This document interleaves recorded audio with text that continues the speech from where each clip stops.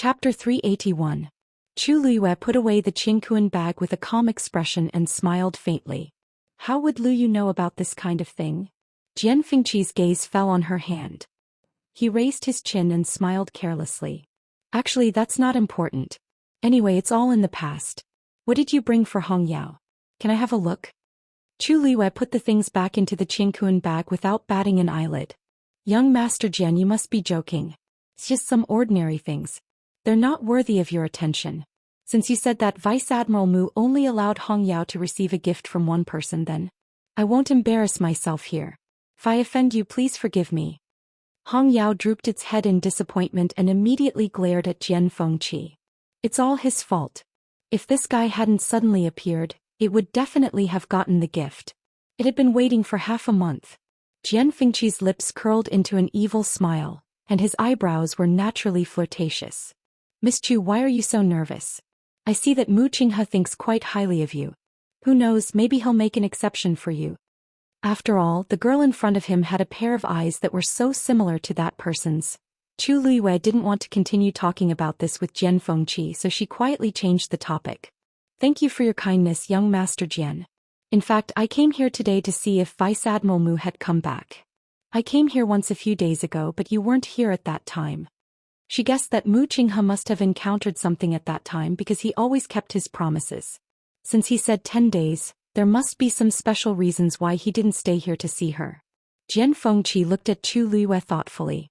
For some reason, he always felt that Chu Luiyue didn't seem to want to talk to him much. The looming feeling of being despised came back again. How strange. He had always been very popular in front of women. He didn't know how he had offended Chu Luiyue to make her treat him like this. It seems like the women of country Yaochen aren't very friendly to me. He let out a long sigh. Chu Luiyue narrowed his eyes and smiled politely. Young Master Jian, please don't misunderstand. I'm just worried that Vice Admiral Mu might have been delayed by something. I'm not displeased with you at all. Perhaps someone else made young Master Jian unhappy? It was obvious that he had suffered a setback somewhere. However, she was also curious. There were not many people who could suppress Jian Fengqi. Jian Fengqi's icy eyes were filled with resentment. He wanted to say something but stopped himself. In the end, he swallowed the words in his throat and turned to walk inside. Forget it, forget it. This young master has never liked to fuss over such things. As he walked, he dragged out his words and spoke lazily. Mu Qinghe, the little girl is looking for you. Chu Luiyue inexplicably shuddered. Little girl? This guy must have eaten a bear's heart and a leopard's guts to call her that. Chu Luiyue secretly gritted her teeth and made a mental note of Jian Fengqi. She suppressed the unhappiness in her heart and followed him. Jian Fengqi casually waved his hand without turning his head. He's in the backyard. You can go by yourself. After saying that, he strode toward the other side as if he couldn't be bothered to care about this. Chu Luiyue thanked him and walked toward the backyard. Seeing that Jian Fengqi had left, Hong Yao followed again. It circled Chu Luiyue and blinked its eyes, unwilling to give up. Since that guy is no longer here, I can give it the present, right? Chu Luiyue stared at it and shook her head. Hong Yao, no. It was obvious that the only person Jian Fengqi mentioned who could give Hong Yao a present was her, the former Shangguanyu. In the past, she didn't know about this at all, so she said that she would bring a present for Hong Yao without any scruples. But now that she knew, she naturally couldn't do that anymore. Mu Qinghe had a lot of doubts about her, so she had to be cautious. Seeing her determined expression, Hong Yao lowered its wings in disappointment, landed on the ground and walked forward step by step listlessly. Chu Luiyue pursed her lips, but she still didn't give in. In fact, she said that she would bring a present for Hong Yao at first just to coax it, but it gradually became a habit. But she never knew that Mu Qinghe would only let Hong Yao accept gifts from her alone. I really don't know what Mu Qinghe is thinking. Suddenly Hong Yao stopped. Chu Luiyue looked up and saw that in the spacious backyard, Mu Qinghe was practicing with a saber.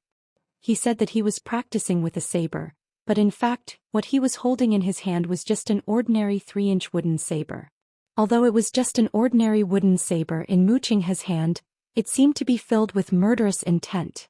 Even though there was still a distance between them, Chu Luiyue could still feel the fierce aura that almost cut everything. Vice Admiral Mu. Chu Luiyue saluted.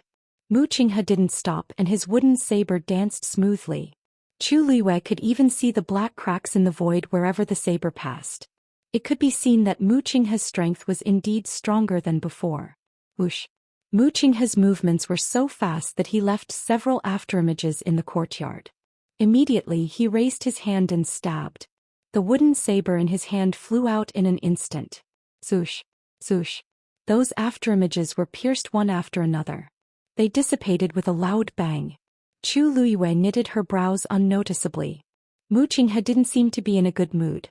To put it nicely, he didn't show his emotions, but to put it bluntly, he had an icy face. In Chu Luiyue's impression, she had almost never seen him reveal his emotions. But from his appearance just now, it seemed that he had encountered something terrible. But she didn't say anything, just stood quietly by the side and waited. Finally, when the last afterimage was pierced, the wooden saber flew back to Mu Qinghe's hand. He slowly exhaled and looked back at Chu Luiyue. At this time, his eyes were as cold and indifferent as ever, without the slightest fluctuation. Vice Admiral Mu, the last time I came you weren't here, so... I know. Mu Qinghe didn't wait for Chu Luiyue to finish her explanation and interrupted her. Suddenly he stared at Chu Luiyue and sized her up. Chu Luiyue blinked and smiled faintly. Vice Admiral Mu, why are you looking at me like that? Mu Qinghe was silent for a moment, then suddenly said. It seems that your trip wasn't in vain. Chu Luiyue was slightly stunned. She didn't break through this time, so where did Mu Qinghe's words come from? Without waiting for her to ask, Mu Qinghe suddenly threw the wooden saber in his hand at Chu Luiyue. Swoosh! The wooden saber was wrapped in an astonishing force and it went straight for Chu Luiyue. Its speed was so fast that Chu Luiyue didn't have time to dodge. Now she could either be pierced or brace herself to receive it. Chu Luiyue subconsciously turned sideways and at the same time, reached out with her right hand. Mu Qinghe's eyes suddenly sharpened. This movement. Mobile users, please browse and read. A better reading experience comes from Love Network. Chapter 382. Chu Luiyue suddenly paused. Almost at the same time, two figures, one green and one red, quickly appeared in front of Chu Luiyue. They were Hong Yao and Dumpling.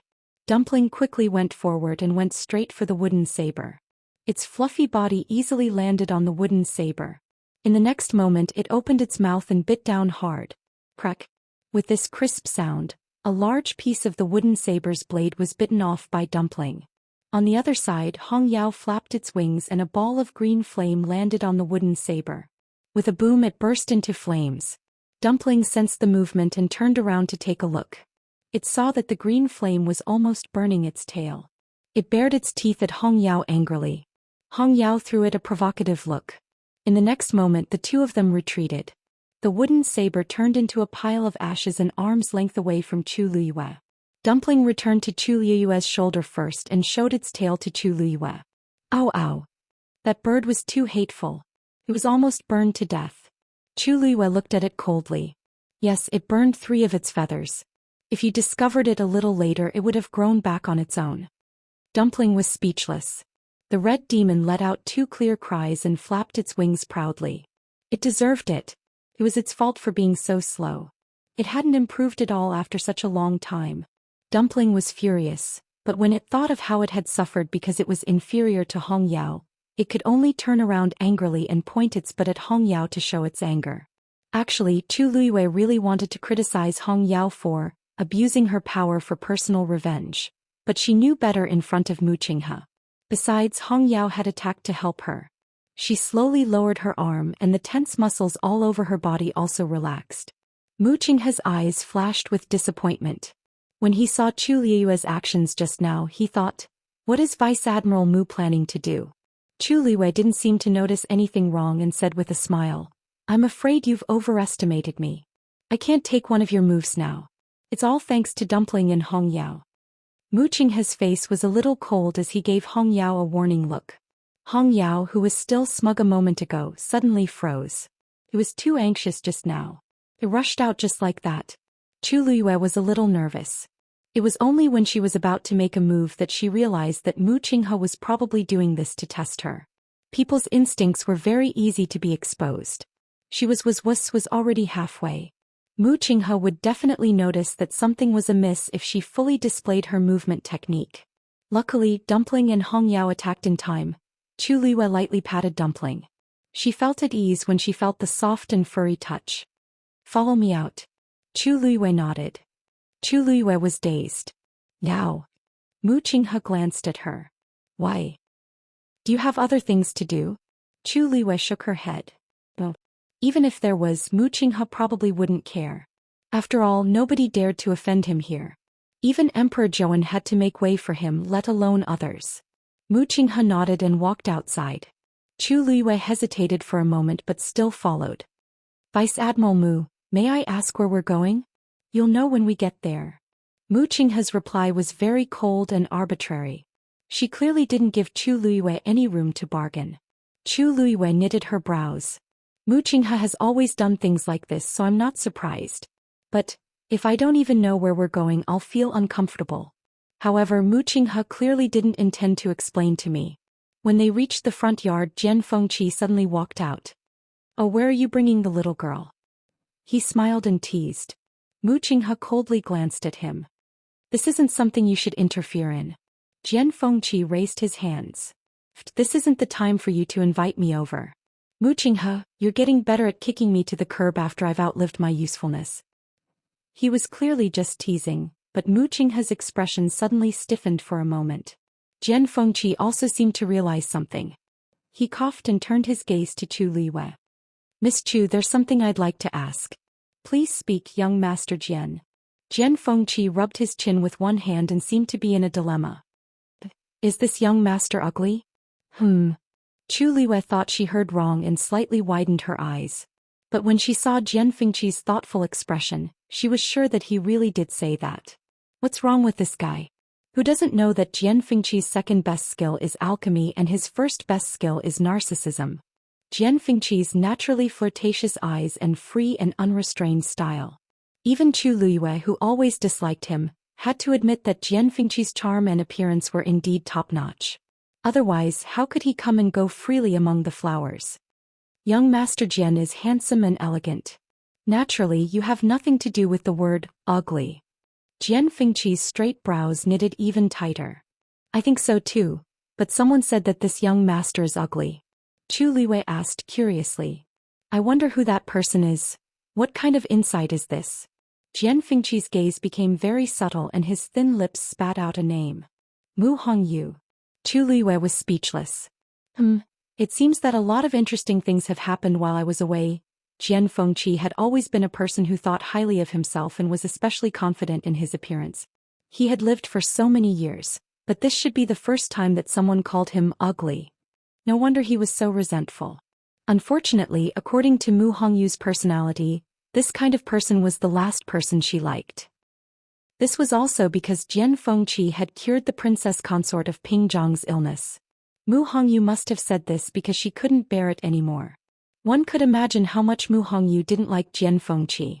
Chu Liwei came to a realization and comforted him with a smile. Hongyu has always been outspoken. Don't take it to heart. Jian Fengqi was speechless. She didn't seem to be comforting him. I heard from her that there's someone called Rong Xiu who is dozens of times more charming than me. Chu Liyue's mouth twitched. She didn't hear wrongly. Jian Fengqi said, Rong Xiu? Oh, by the way, she also said that person is your fiancé? Jian Fengqi stared at Chu Liwei and asked. Only then did Chu Liwei realize that Jian Fengqi hadn't seen Rong Xiu since he came here. She coughed. Yes. His Highness Prince Li is indeed my fiancé. Jian Fengqi thought for a moment and suddenly walked outside. I'd like to see what kind of person that Rong Xiu is. Chu Liwei was about to say something when there was a sudden movement from the side. She turned her head to take a look.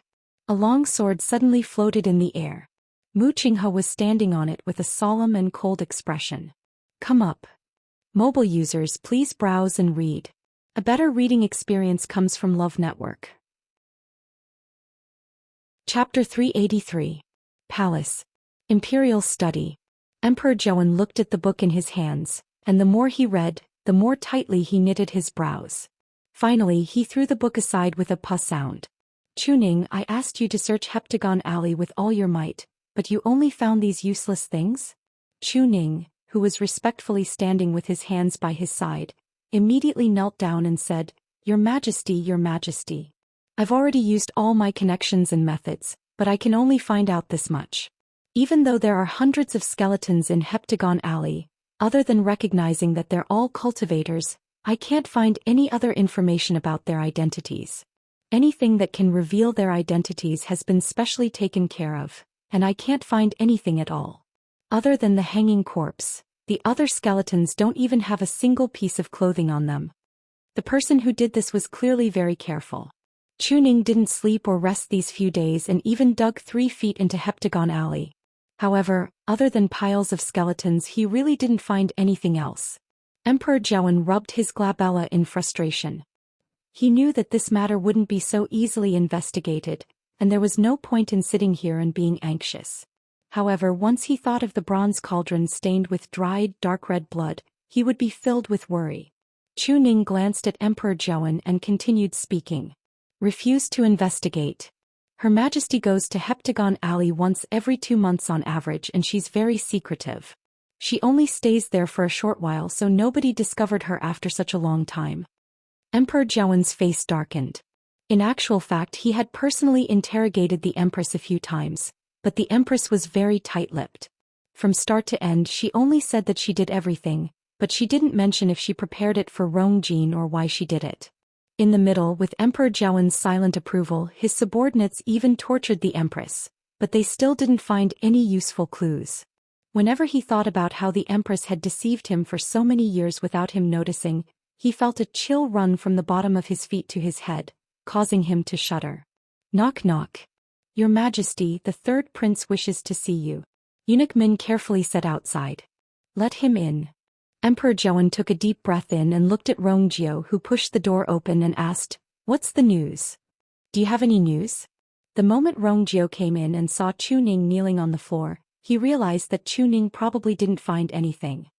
He first bowed respectfully and then slowly said, "I'm sorry. Your son has personally interrogated all the servants in the Empress Palace and obtained some information that might be useful." Emperor Joan finally perked up. "Speak." Rongjio said, "According to the Empress' personal maid, the Empress keeps a box for herself and never allows anyone else to touch it. Every once in a while the Empress would lock herself in her bedroom. At first the palace servants didn't think much of it. Later, a eunuch accidentally broke in and finally found that the Empress was inside and seemed to be looking at the things in the box."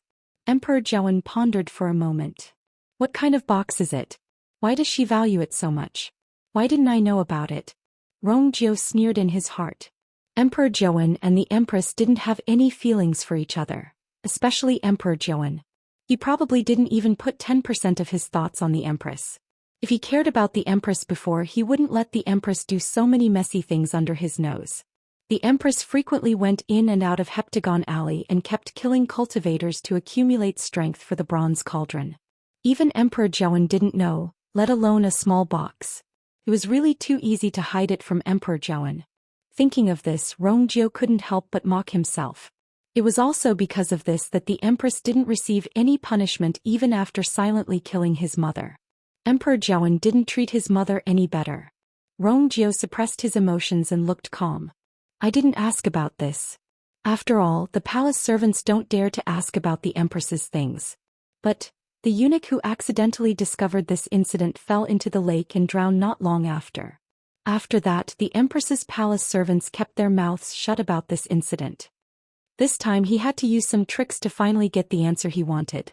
I think that if we can find that box, many problems can be solved." Emperor Joan looked solemn. "You're saying that the box has something to do with Heptagon Alley? This is only your son's guess. In the current situation where there are no other clues, this is the only feasible path."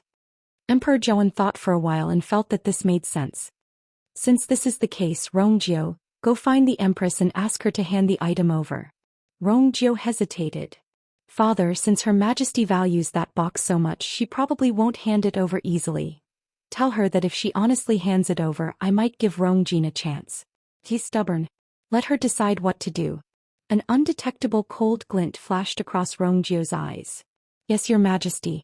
With that, he quickly excused himself. Emperor Joan looked at Chuning helplessly. Chuning, you have to hurry up on your side. If you really can't do it, start from other areas. Go and check all the people who have close contact with the Empress and Rongjin. Yes.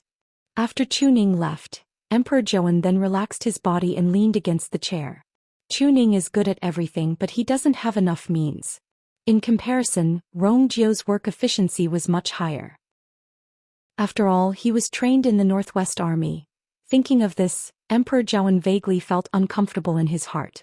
In the past, he never thought of leaving the position for Rongjio because he really didn't like this son of his. Besides, his murderous aura was too strong, and it even made Emperor Joan wary sometimes. But now it seems like Rongjin can't do it. Among the remaining princes, Rongjio actually became the most suitable one. Even if he's cold and murderous, it's better than being weak and useless. What a pity! Emperor Joan sighed as if he was instantly 10 years old. If only Rongjio's health was better. In the Empress's bedroom, the once bustling and prosperous place disappeared in the blink of an eye, and it was now cold and lonely. Only heavy guards were left, trapping the Empress here. When Situ Xingqian arrived here, her heart couldn't help but skip a beat. Emperor Joan actually hates the Empress so much that he's so guarded against her. A guard saw Situ Xingqian and immediately went forward. Eldest Princess Situ, please stop. His Majesty has ordered that nobody is allowed to come close. Situ Xingqian took out a token from her sleeves and put on the dignified posture of an eldest princess. I'm here on orders. That guard took a look and recognized that it was indeed His Majesty's token. He hurriedly moved aside. Eldest Princess Situ, please. Situ Xingqian put away the token and calmly walked into the Empress's palace. Mobile users, please browse and read. A better reading experience comes from IUN. Chapter 384. The huge palace was cold and cheerless. Situ Xingqian slowly walked in and her footsteps echoed in the empty room, making it sound eerie. The floor was filled with all sorts of smashed items and it was a mess. Situ Xingqian walked around expressionlessly and went straight in. Finally, she saw the Empress in the innermost part of the room. The Empress was wearing a messy and dirty palace gown, and it looked like she hadn't changed for a few days. She could even vaguely see some dark red bloodstains. Her face was very pale, her lips were dry, and her eyes were dull. She was curled up into a ball at the corner of the bed, motionless. When one looked over, one would think that the Empress was dead. It was obvious that the Empress had gone through a lot of torture in these few days. Situ Xingqian walked over step by step and finally stood in front of the Empress's bed. Her usual gentle smile surfaced on her face. Her Majesty, I'm here to see you. The Empress didn't seem to hear her and didn't react at all. Situ Xingqian didn't care as she bent down slightly and went closer. But the next moment she smelled the Empress's horrible and suffocating smell. Disgust flashed across her eyes as she took out a letter from her sleeve and handed it over. Her Majesty, the Crown Prince asked me to come and see you today. This is the letter he wrote for you. Take a look at it. After saying that, he calmly straightened his body. If she could, she really wanted to leave this dirty place immediately, but she didn't forget her purpose for coming today. It wasn't easy to come in, so she had to grab the chance. Hearing the words Crown Prince, the Empress's eyes turned sluggishly before she finally regained some consciousness. She slowly raised her head, and her deeply sunken eyes were filled with blood vessels. They were filled with despair and anger, and there was even a hint of madness vaguely. Situ Xingqian instinctively took half a step back. The Empress's appearance is really too scary. The Empress suddenly let out a vague chuckle as if she was mocking Situ Xingqian, but it also seemed like she was mocking herself. Even without looking in the mirror, she knew what she looked like now. How did you come in? Asked the Empress with a hoarse voice. It was as if something had been dragged across the sand, and it was so abrasive that it hurt one's eardrums. Situ Xingqian calmed herself down and softly explained. His Highness lent me his command medallion. As the Crown Prince, Rongjin had a token that was similar to Emperor Joan's. He changed the token a little and it looked 90% similar. Apart from the people who often saw these two tokens, no one else could tell them apart at a glance. This was why Situ Xingqian could enter so smoothly. Only then did the Empress believe him and pick up the letter. But after reading 2 lines, she suddenly crumpled the letter into a ball and harshly threw it at Situ Xingqian's face. Bitch. You are indeed insidious. Situ Xingqian did not expect the Empress to suddenly flare up, so she was momentarily stunned. The paper ball didn't hurt when it hit her face, but it was a great humiliation to her. She picked up the ball of paper and the smile on her face faded. Your Majesty, what are you doing? I was kind enough to help you and the Crown Prince, but you treat me like this? Bitch. Do you think this consort doesn't know what you're thinking? The Empress's face flushed red as she pointed at Situ Xingqian's nose and scolded her. Rongjin can't tell what you're thinking, but do you think I can't tell? No wonder you haven't cancelled the marriage agreement until now. It's because you want to persuade him to get this information from me. I'm telling you, don't even think about it. Even though I'm down and about to be executed anytime, it doesn't mean that I'm dumb. Previously when I saw Situ Xingqian, I already felt that this woman's thoughts weren't pure and that she wasn't what she looked like on the surface. It seems like this is indeed the case. The smile on Situ Xingqian's face completely disappeared as she tightly clenched the paper ball in her hands. That was Rongjin's handwritten letter, and he wrote it under her hints. Of course she knew what was written on it. The general idea was that Rongjin couldn't go out because he was under house arrest, so he asked Situ Xingqian to visit the Empress on his behalf. He also asked the Empress to tell Situ Xingqian the secret of Heptagon Alley so that she could relay it to him. Rongjin felt that he could only think of a solution to solve his current predicament if he knew what was going on. When the Empress saw this, how could she not understand? Situ Xingqian originally had nothing to do with this matter, but she was now busy. How could she not have any ulterior motives? Her Majesty, you must have misunderstood. I don't have such intentions. The Crown Prince is your biological son. If you don't even trust him, won't this situation be unsolvable? Get lost, yelled the Empress hysterically. If it weren't for the fact that half of my body couldn't move, I would have directly gone forward and hit this B*teeth out. Situ Xingqian's gaze landed on the Empress's legs, and she vaguely guessed something as she said with disappointment, I thought you loved the Crown Prince the most.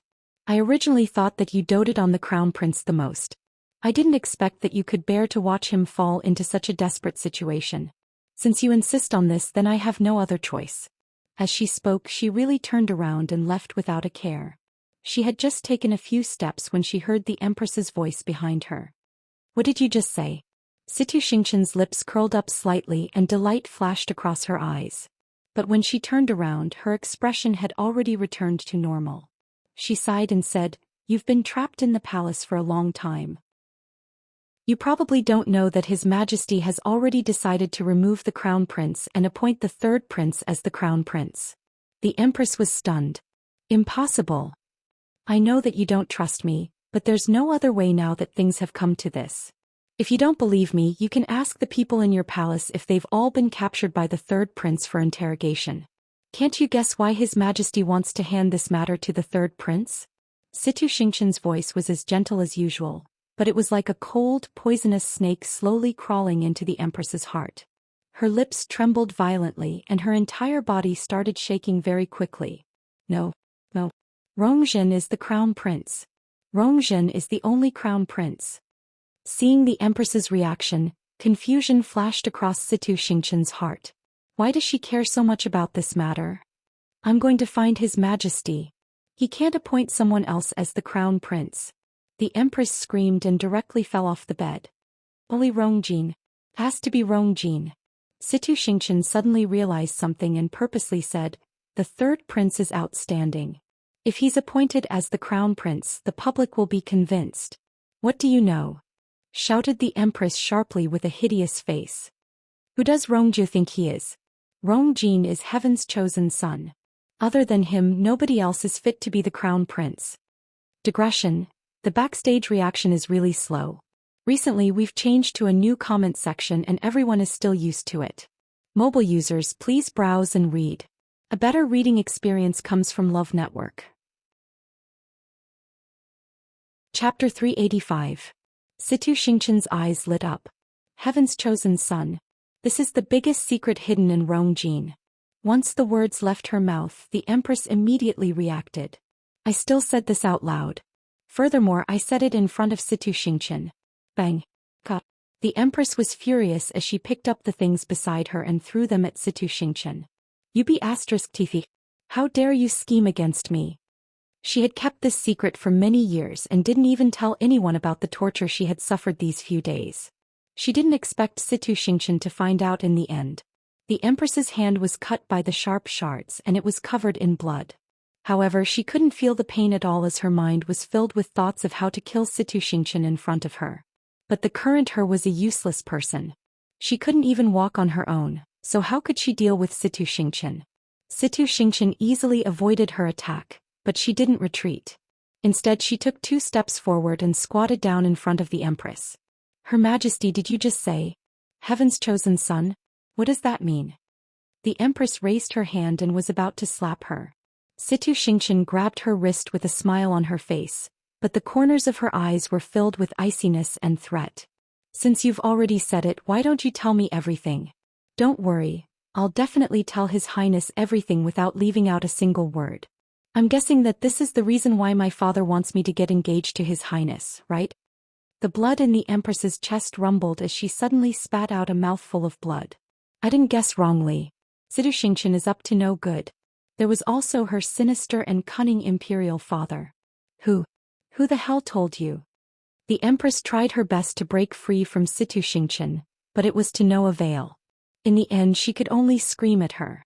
I've never told anyone about this. Even Rongjin, I only revealed a bit of information. Until now, I still don't know what it means. But how did that old fool Situ Yen find out? Many things that had happened in the past quickly flashed before his eyes, like pearls that were finally strung together by a string. No wonder Situ Yen interacted and suggested a marriage. No wonder they liked Rongjin from the start. No wonder the engagement hasn't been annulled yet. This treacherous father and daughter pair had come for this very reason. Situ Xingqian's ears buzzed from the Empress's ruckus, and she had completely exhausted her last bit of patience. She shook off the Empress and looked down at her. Your Majesty, there doesn't seem to be any point in talking about this now. Why don't you just say what you need to say? Only then can you protect the Crown Prince, right? Besides, if it weren't for my father and my help, you and the Crown Prince wouldn't have survived until today. Now we can be considered to be on the same boat. Why must you persist so bitterly? Don't tell me you still want to salvage the situation by yourself, with your half-crippled body? Situ Xingqian wasn't polite with her words. The Empress was filled with hatred. But after thinking about it for a long time, she realized that Situ Xingqian's words made sense. It wasn't a good idea to continue resisting like this. She had worked so hard and put in so much effort to get to where she was today. How could she let all her efforts go to waste? After a long silence, she finally looked up at Situ Xingqian. If you want this consort to tell you, it's not impossible. However, you have to swear on it. If you betray Rongjin and me in the future, may lightning strike you to death. Situ Xingqian was elated. What's so scary about swearing? As long as I know what the so-called Heaven's chosen son means, I have ways to solve this problem. Okay. I, Situ Xingqian, swear here. Greetings, Third Prince. A voice was suddenly heard from outside the palace. Situ Xingqian was shocked and immediately looked outside. Why is Rongjio here at this time? How's Her Majesty today? This is clearly Rongjio's voice. Your Majesty, Her Majesty is still the same as before. She stays in the palace and refuses to come out. I'll go in and take a look. As Rongjio spoke, he walked into the palace. The guards all knew that Rongjio was sent by His Majesty to investigate the Empress, so they directly let him in. The footsteps got closer and closer. Situ Xingqian started to panic.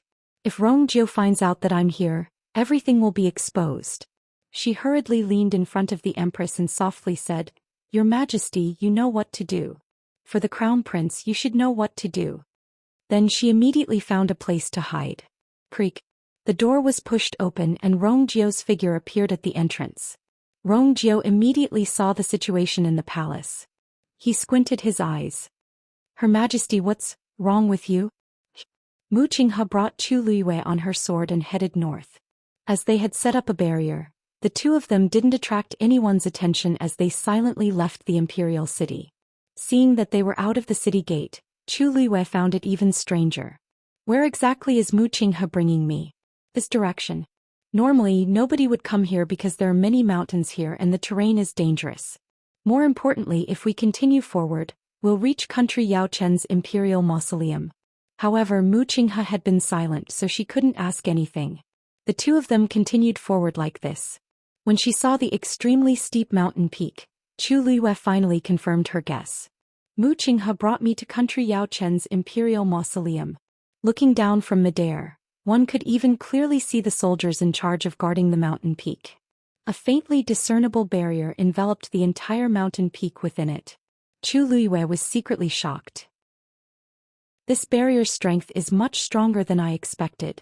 It's as if a stage 6 warrior set it up. An idea popped up in Mu Qinghe's mind, and she finally brought Chu Liyue to the foot of the mountain. After Chu Liyue stood still, she suppressed the doubts in her heart and looked up. Golden Inheritance Peak. This was the highest and most dangerous mountain peak within 50 kilometers of the imperial city. Country Yao Chen's past emperors were all buried in the imperial mausoleum at the foot of this mountain peak. At first glance, it was like a sword had landed from the sky and harshly pierced into the ground. Sharp, majestic, disdainful. Chu Liyue had never been here before. The reason why she knew about this place was because the appearance of Golden Inheritance Peak was extremely similar to the iconic sharp sword sculpture outside Tianlu Academy. Back then, she had inadvertently discovered this and had been secretly surprised for a long time. Vice Admiral Mu, why did you bring me here? Chu Liyue turned to look at Mu Qinghe. However, Mu Qinghe's expression was a little secretive. He stared at Golden Inheritance Peak for a long time before speaking in a deep voice. Enter the Imperial Mausoleum. Digression, I'm going to eat noodles. It's so tiring. Let's talk about losing weight tomorrow. Mobile users, please browse and read. A better reading experience comes from Love Network. Chapter 386. Chu Liyue thought that he had heard wrongly. What? Mu Qinghe lifted his chin. I'll open the barrier later. It won't attract anyone's attention. You can just follow me in. Chu Liyue was dumbfounded. After all this time, Mu Qinghe was really going to enter the Imperial Mausoleum. Vice Admiral Mu, this isn't very appropriate, right? We're not from country Yao Chen's royal family. How can we casually enter a place like the Imperial Mausoleum? The problem wasn't whether it would attract anyone's attention, but that it wasn't right at all. Mu Qinghe glanced coldly at Chu Liyue. He didn't show any anger. You don't want to go? Chu Liyue was speechless. It's not that I don't want to go, but... Vice Admiral Mu, you have to have a reason for doing this, right? Chu Liyue racked his brains, but he couldn't understand why Mu Qinghe would suddenly do this. Firstly, no one in country Yao Chen had offended Mu Qinghe, so there was no need for him to dig up their ancestral graves. Secondly, even if there were any treasures hidden in the Imperial Mausoleum, Mu Qinghe wouldn't be interested in them. He had a distinguished status in the Tianling dynasty, so what kind of rare items had he not seen before? Why did he have to barge into a mere imperial mausoleum in country Yao Chen? Mu Qinghe narrowed his eyes, and the scar on his face revealed a hint of fierceness. Chu Liyue immediately felt a chill in his heart, so he obediently changed his tone. Please go ahead. With her current status, wouldn't she be looking for trouble if she asked Mu Qinghe for a reason? Since she was already here, she might as well go in with Mu Qinghe and see what he wanted to do. Seeing that Chu Liyue was finally obedient, Mu Qinghe retracted his gaze. He raised his right hand and several silver rays quickly gathered, finally condensing into a strange pattern in his palm. Chu Liyue quickly glanced at it and found that the pattern was somewhat familiar, as if he had seen it somewhere before. But soon, Mu Qinghe pushed her hand forward, and the silver pattern immediately flew out. Buzz. A faint buzzing sound could be heard. Ripples suddenly appeared in the void in front of him. It was the barrier that enveloped the entire Golden Inheritance Peak. The moment the silver pattern touched the ripples on the barrier, the buzzing sound suddenly disappeared, and even the ripples were instantly frozen. In the next moment, the silver pattern quickly melted and silently seeped into the barrier. A crack immediately appeared in the middle of the frozen enchantment, and then it spread in all directions. Finally, a round entrance with a faint silver glow appeared in front of the two of them. Chu Liyue was slightly shocked. The Golden Inheritance Peak's barrier was not of a low grade, and its defensive power was also very strong. It was impossible to break through it so smoothly using ordinary methods. Generally speaking, Only a specific item that was compatible with the barrier could open it completely without causing any ripples. Mu Qinghe obviously did not possess the key to Country Yao Chen's Imperial Mausoleum's barrier, but the scene before her eyes. Chu Luiyue suddenly recalled that when she went to look for Mu Qinghe a few days ago, he was not at home. She did not pay much attention to it at that time, but now that she thought about it, she felt that it was a little strange. It was obviously not Mu Qinghe's first time here. It could be seen that he had put in a lot of effort in order to enter the Imperial Mausoleum. Chu Luiyue's mind raced, but her face was calm. Mu Qinghe turned around and glanced at her with a hint of scrutiny in his eyes. After a moment he turned around and walked forward. "Follow me." Chu Luiyue took a deep breath and looked up at the steep mountain peak again, as well as the faintly discernible barrier. There were at least 100 guards guarding Golden Inheritance Peak, and there were definitely experts overseeing it. But now that the barrier had been opened, they probably did not notice anything. She suppressed her thoughts and stepped over the barrier. Palace, Empress's bedroom. Faced with Rongjio's question, the Empress lowered her head and did not say a word. Rongjio was not surprised by her reaction. In actual fact, even though he did not personally interrogate the Empress during these few days, it did not mean that he did not know anything. Ever since they returned from Heptagon Alley, the Empress had been like this. It seemed like she had gone crazy again. Rongjio was too lazy to waste time and directly asked her. "Her Majesty, I heard that you have an extremely precious box?" Once this was said, the Empress seemed to be greatly agitated as she suddenly looked up. "What box? I don't have it. I don't know." Rongjio lightly said. "The people around you have already spilled the beans, yet you're still unwilling to admit it?" The Empress was stunned and instantly guessed a little. She had always kept that item very carefully. After so many years, it was only broken by a eunuch once. Even though that eunuch only glanced at it unintentionally and did not know anything, the Empress still killed him. She originally thought that it was foolproof, but she did not expect there to be a loophole. That eunuch must have told the others before he died. Rongjio had captured all the people in the palace and interrogated them these few days. I don't know what ruthless methods he used, but he actually managed to get this out. Seeing the Empress's resistance and that she still wanted to deny it, Rongjio straightforwardly said, "Father already knows. He told me to tell you this. He told me to tell you that if you hand over the box obediently, everything will be fine. But if you're unwilling, I'm afraid you can't bear the consequences." The Empress was filled with hatred. "I should have gotten someone to kill you in the Northwest Army back then." Back then she killed Rongjio's birth mother and originally wanted to kill Rongjio. However, she coincidentally met with Consort Wan's death, and Emperor Zhouan was in deep sorrow. Hence she could not do anything, so she did not do anything. Who knew that Rongjio would rather go to the Northwest Army and train himself thousands of miles away? She thought that it was tough at the borders and that it was hard to predict life and death on the battlefield. Perhaps Rongjio would die there very quickly, so she gradually let go of this matter. Later on, when Rongjio had outstanding military achievements and rose up the ranks, it was very difficult for her to take action. Now Rongjio was clearly here to take revenge on her. Rongjio did not care about the Empress's complaints. "It seems like you're unwilling to hand over the item. I'll report to father now." Then he really turned around and left. The Empress was dazed. She originally thought that Rongjio would interrogate her strictly, but she did not expect him to let her off so easily. Actually, Rongjio had other thoughts in his heart. The Empress had held on for so long, but she did not say anything. It was obvious that she was prepared to die.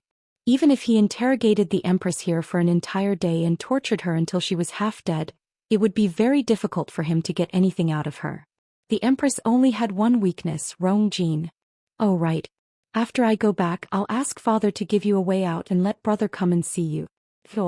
We're mother and son, so I believe father won't be so heartless. Let them see each other's current appearance. That scene would definitely be very exciting." Before the Empress could react, a soft sound came from behind the screen at the side. Rongjio paused in his footsteps and turned around with a knife-like gaze. "Who's there?" Mobile users, please browse and read. A better reading experience comes from Love Network.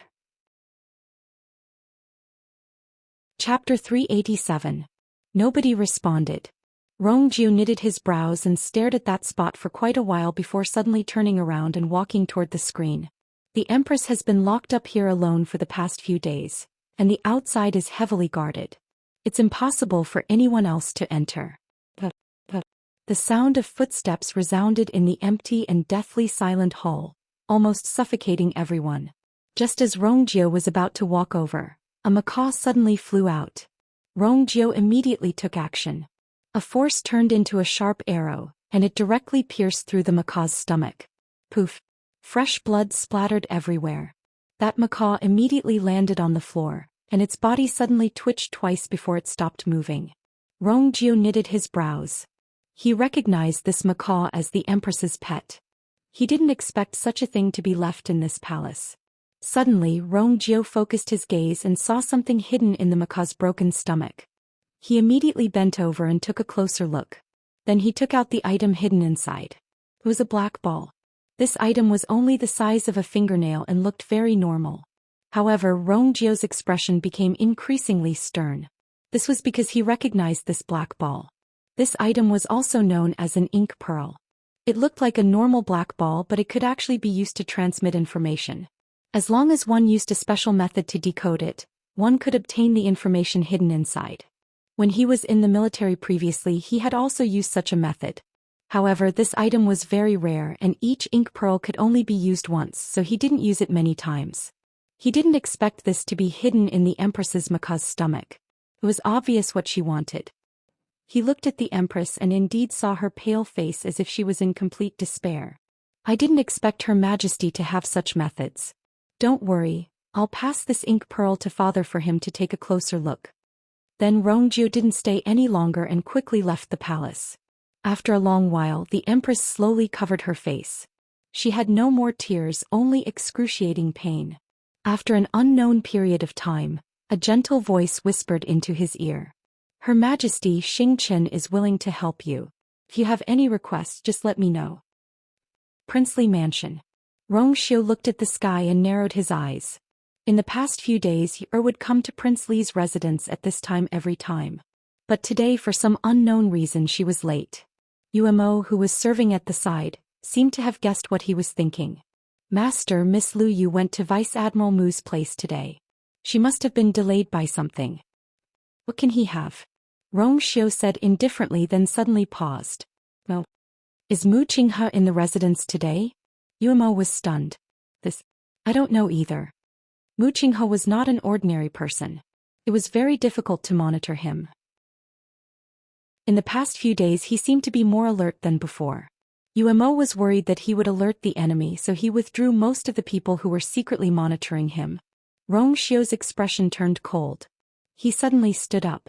Find out where Mu Qinghe is right now. Yes. When Umo heard Rongjio's words, he suddenly reacted. Could it be that Master suspected that Mu Qinghe took Miss Lu Yu away? Master, we have people at the Imperial City Gate. If there is any movement, they should send a message. If Mu Qinghe doesn't want them to know, he naturally has a way. Rongjio's voice was cold, and there seemed to be a trace of coldness between his eyebrows. Umo's heart trembled. I know I was wrong. Before he could finish his words, Rongjio, who had just taken 2 steps, suddenly stopped and looked up at the sky. Umo looked up in puzzlement, but he saw a tall figure approaching quickly. He was flying in the sky. His movement seemed slow and relaxed, but his speed was extremely fast. In the blink of an eye, he was already above Prince Li's residence. Umo was about to go forward, but he saw Rongjio pressing his hand down. Only then did he restrain himself, but his eyes were still fixed on the approaching person. Almost at the same time, the approaching person also stopped. Jian Fengqi raised his sword-like eyebrows slightly and looked down with surprise. He originally thought that Prince Li's residence was just an ordinary house, but after coming here he found that the internal and external defense here was much stronger than expected. Ordinary people would not be able to see anything from the outside.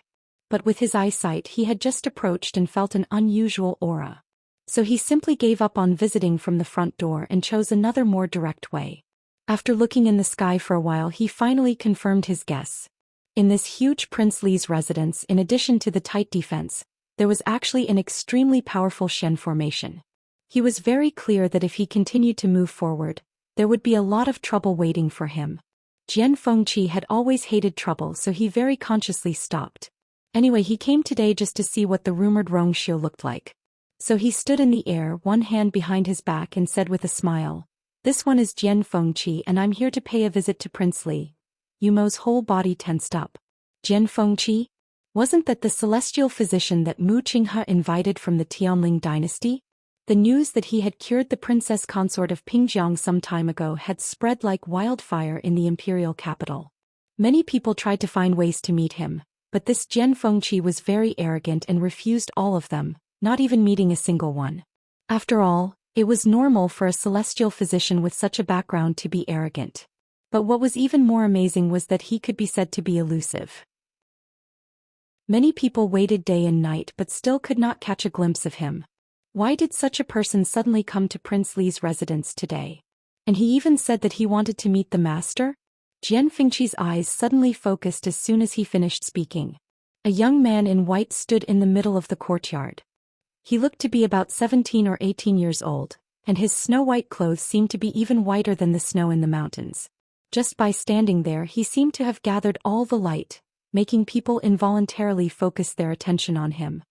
His appearance was noble and unparalleled, and his charm was unparalleled. Jian Fengqi believed that his appearance and temperament were top-notch, but when he saw the appearance of this young man in white, he instantly understood what it meant to feel inferior. In an instant he understood Mu Hongyu's words.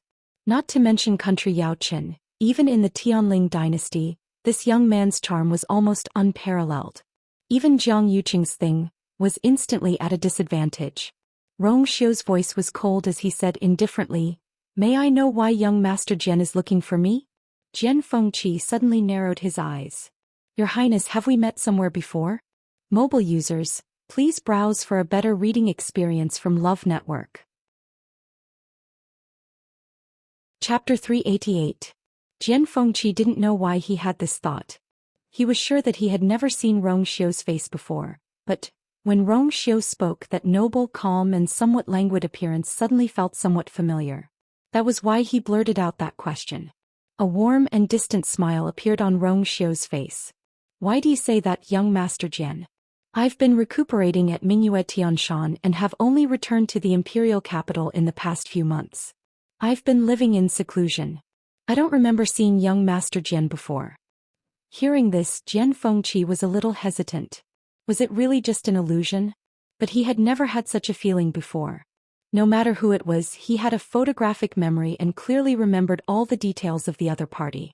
No, there was another person who made him have a similar feeling before. Chu Luiyue. However, Chu Luiyue at least had eyes that were extremely similar to that person, so it was normal for him to feel familiar. Didn't even Mu Qinghe think so? Even Hong Yao treated Chu Luiyue differently. But Rong Xiu wasn't. This face was clearly unfamiliar to him. But that aura, haha, it seems that I remembered wrongly. But it seems that I have quite the affinity with Prince Li. As Jian Fengqi spoke, he secretly sighed in his heart. There was such a person in the imperial capital, but he didn't notice it at all before. It wasn't just him. Obviously, even the people in country Yaoqin thought that Rong Xiu was just a sickly person who couldn't even leave the residence. His Highness Prince Li was really good at hiding his strength. "I came here today for no other reason than to hear Mu Hongyu mention it unintentionally. I was curious, so I specially came to meet him. I want to see what kind of person Chu Liyue's fiancé is." Jian Fengqi's words were too straightforward and even seemed a bit provocative. But according to his status, there seemed to be nothing wrong with what he said. After all, even Emperor Zhouwen had to be polite to him. When Rong Xiu heard him mention Chu Liyue, his eyes flickered. "You went to Vice Admiral Mu's place today. If young Master Jian wishes to see this prince, you can just inform him. This prince will specially invite young Master Jian to be a distinguished guest." Now that they were here, Prince Li's mansion might not be able to entertain them well. Jian Fengqi laughed. This young master has never liked to trouble others. I'll just take care of this small matter myself. Besides, she might not have the time today. Rong Xiu had a thought. Jian Fengqi suddenly realized something and looked at Rong Xiu with a serious expression. Shortly after, the smile at the corner of his mouth deepened and was tainted with a trace of evil. "So Prince Li is trying to get information from me?" Rong Xiu's expression didn't change. Jian Fengqi was a smart person, and some superficial skills couldn't be hidden from his eyes. Hence there was no need for him to pretend. Young Master Jian, please tell me where you is now. Rongjio returned to the imperial study and presented the ink pearl to Emperor Zhouwen. Emperor Zhouwen held the ink pearl and looked at it for a while before he knitted his brows. Do you know how to break this thing? Rongjio paused and said, there are 2 types of ink pearls. There are 2 ways to break the ink pearl. However, I've already tried it before and it didn't work. It was obvious that the Empress's shocking secret was hidden inside. Once it was broken, the Empress's side would most likely collapse. However, he quickly realized that this ink pearl was different from normal ink pearls. With his own abilities, he couldn't break the contents at all. There seems to be a special seal on this ink pearl, but I'm useless and can't recognize it. Emperor Zhouwen stared at the ink pearl and fell into deep thought. If even you can't do it, I'm afraid it's a little troublesome. Rongjio had many years of experience in the military, so he should be the best at dealing with such things. However, even he couldn't do anything about it, let alone the others. Looking at Emperor Zhouwen's troubled look, Rongjio thought for a while and said, Tianlu is an expert from the Imperial Study Academy. Tianlu Academy's dean, Elder Yi, is very knowledgeable. Emperor Zhouwen paused and shook his head. This is a serious matter, so it's better to be careful.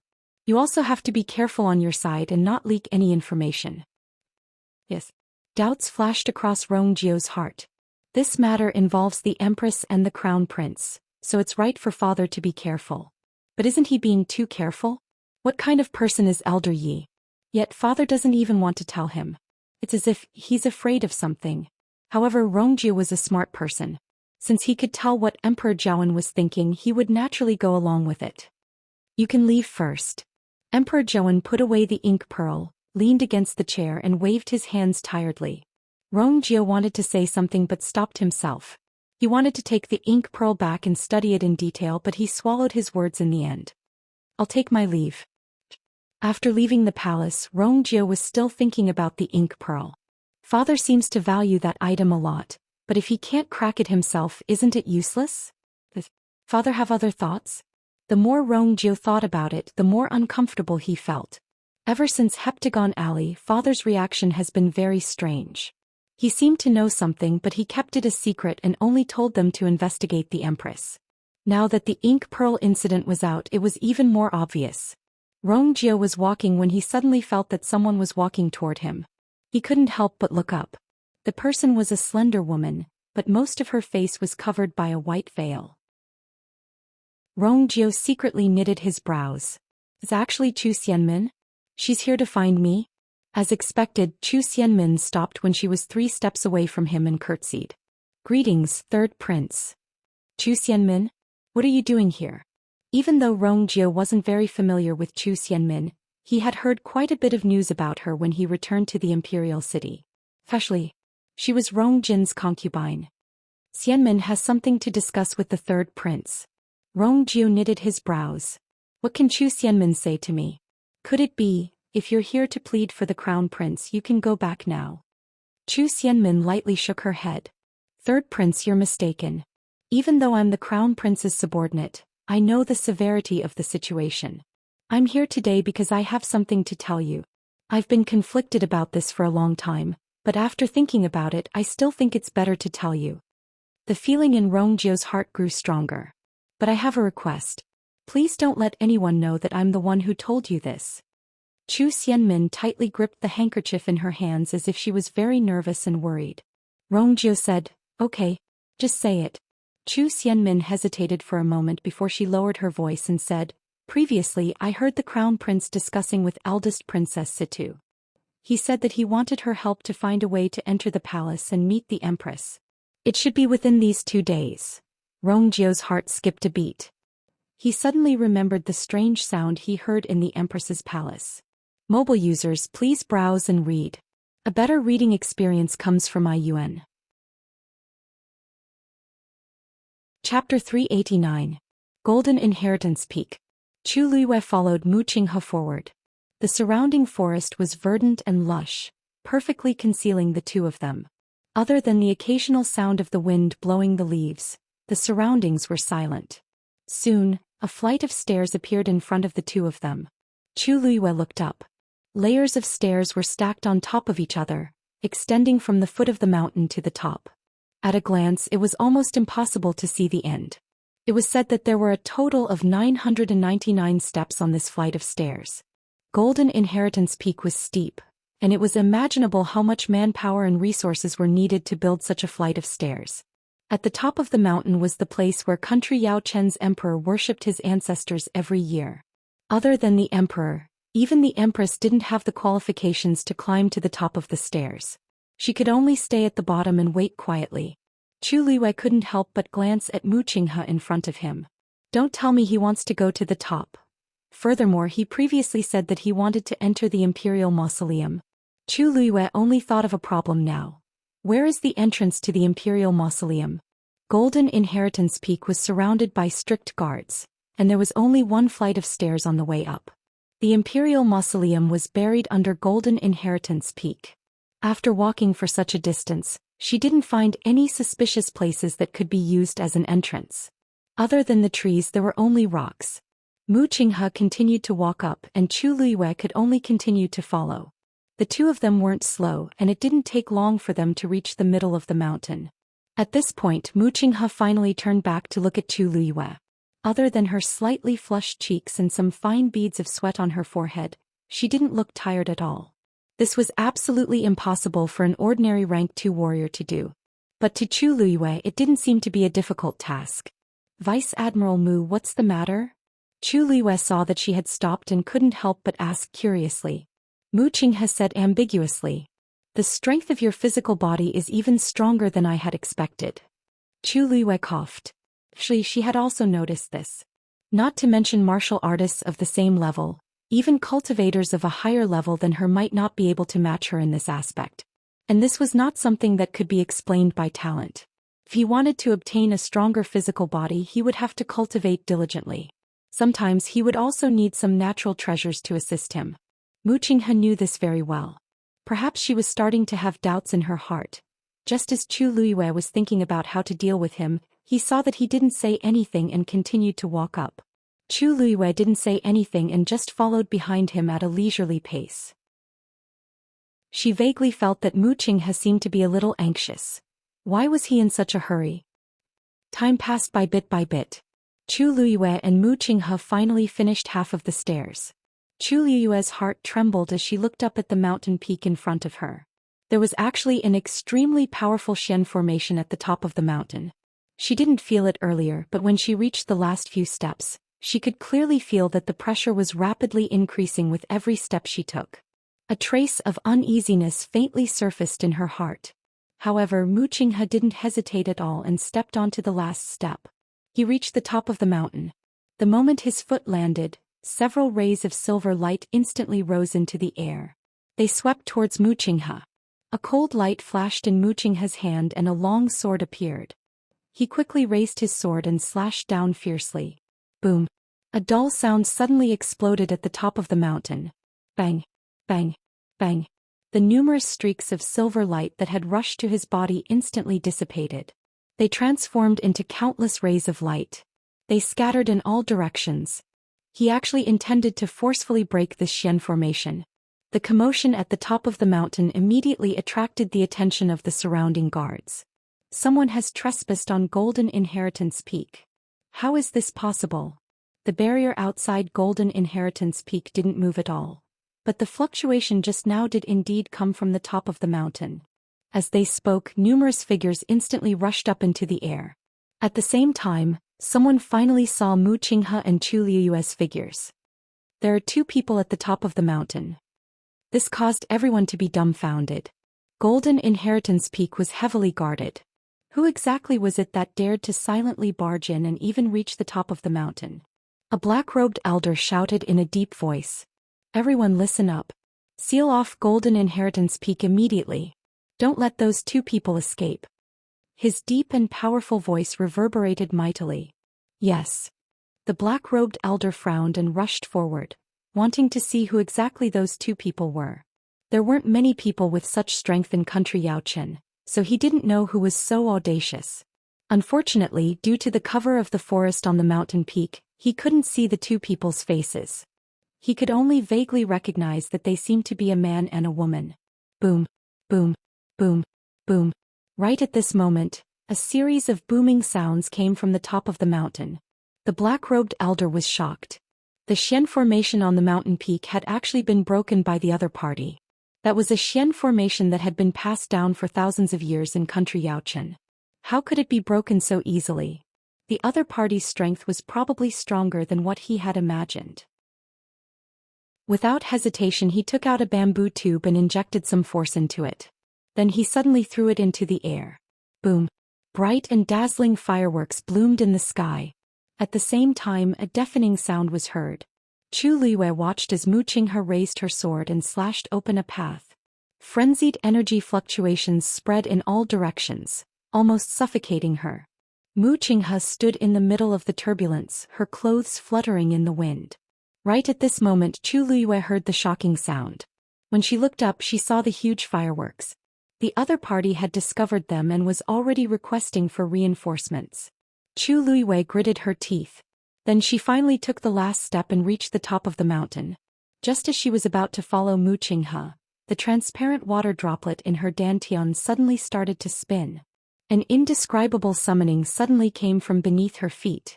Chu Liyue was shocked and immediately looked down. This power came from below the mountain. Before she could figure out what was going on, the ground beneath her feet suddenly moved. Chu Liyue looked over and realized that she had unknowingly stepped on a huge circular plate. This circular plate was embedded on the top of the mountain. If one didn't look carefully, one wouldn't be able to distinguish it from the ground beside it. It was only at this moment that it started to spin slowly that it became especially obvious. In the next moment, Chu Liyue's body instantly fell. Mu Qinghe sensed the movement behind her and finally turned around to take a look. She happened to see Chu Liyue's figure disappear into the circular plate. A strange light flashed across her eyes. In the next moment, she jumped without hesitation.